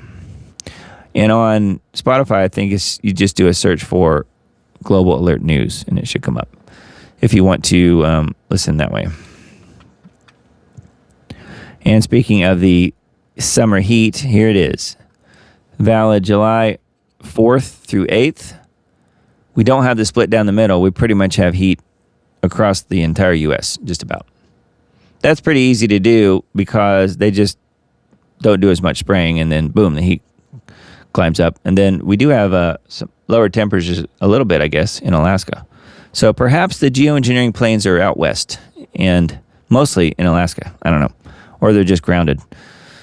But they are planning a summer winter storm somehow. So we'll have to see what that entails exactly. Not very many places where they can actually do that and get away with it, I think. make it work. So anyway, Substack, diamonddisc.substack.com. Make sure you are on that list if you're out there listening and you didn't know what the next step might be. Well, first of all, come back next week. That'd be great. And then secondly, if you don't mind, share your email address with me and I will send you to your inbox all of the links on all of the articles, some of the videos, stuff like that from tonight. And we'll do that every week, pretty much. And then also the final links to the show as it's posted on other platforms. So we'll send one more email Tuesday that will have the links to the articles and stuff, but it will also have the links to the final version of this show as I post it. Again, it'll be on YouTube, both channels there. It'll be on both Facebook pages. It'll be on BitChute and Rumble and Brighteon and some of the other platforms like that. So there's all that. And then this is the link tree, which is the code up there in the corner. When you scan it, you go to this page and it has links to pretty much everything. I think it's all there. So we have, well, this is the very bottom one down here is my music company. That's what I do 9 to 5 to pay the bills, including the bills, most of the bills that runs this show, Diamond Digital Audio, which is the new name for Diamond Disc Audio.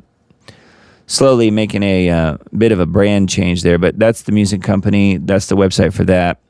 Everything else, though, is related to the Diamond Report.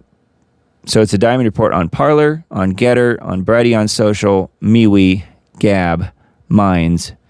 Those are all sort of alternative type of, pretty well known at this point, many of them, social media platforms. And then we have Telegram, my X page, which is the Diamond Report on X, Facebook pages, and then the podcast pages, which I don't mention very much, but this show will be available once I publish it tomorrow, probably late tomorrow night, on Spotify and Apple Music, well, Apple Podcast. So it is available there, and then the video version will be on Facebook, YouTube, Rumble, BitChute, Brighteon, those places. So there you go. And then here's a link here to MasterPeace as well, which I've mentioned a couple times, which is not technically a sponsor, but I am an affiliate with them, and I feel like that particular product does a good job of detoxing. I know there are people out there with questions about that, and you're certainly you're certainly welcome to have questions about whether or not it works, whether or not it introduces some other issues. I don't know. Some people have said that. Everything I've heard on that particular product called MasterPeace has been good as far as the reviews go. I'm still sort of researching it a little bit, but I've taken it myself and have not had anything negative at all with that. So it's more of a detox type of thing. Detox from nanoparticles in particular. Anyway, that's what that is. And then if you want to support the show, those links are on here as well. No pressure, but it's there. There's Subscribestar. I showed you the Substack page already. And different options here on Subscribestar. If you would like to help me out on a monthly basis, that is super helpful.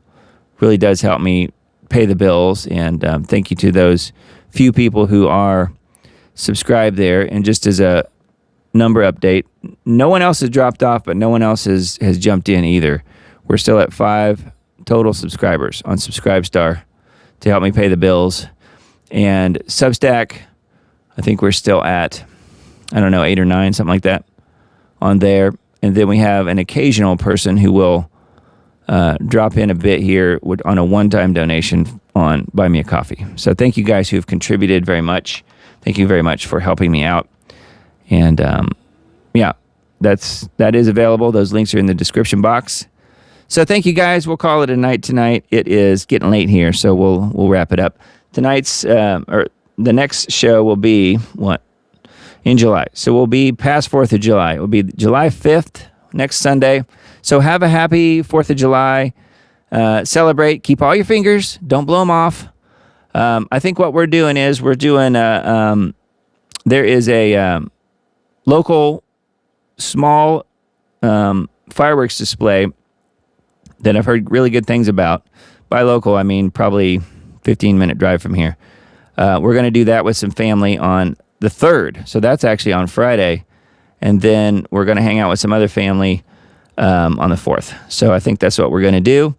And again, keep all your fingers. But, just as importantly, also remember that this is the 250th anniversary of the founding of our country. So that's pretty special. I remember being around for the 200th. So the bicentennial was a pretty big deal. And I forget what this one's called, but it's the 250th. And that's a pretty big deal too. I don't think we'll be around in another 250 years. How about you guys? Probably not. Most civilizations don't make it past 250 years. So we're kind of at that threshold, which again, breaking news that proves we're living in the end times. I think we are. I think we're there. I think Jesus comes back very soon. So blessings to you guys. Love y'all. Thank you so much for all your support and everything that you guys do and say, commenting on videos and in the live stream here. So thank you guys very much. Love you guys, and we'll do it again next week. We'll see you again real soon.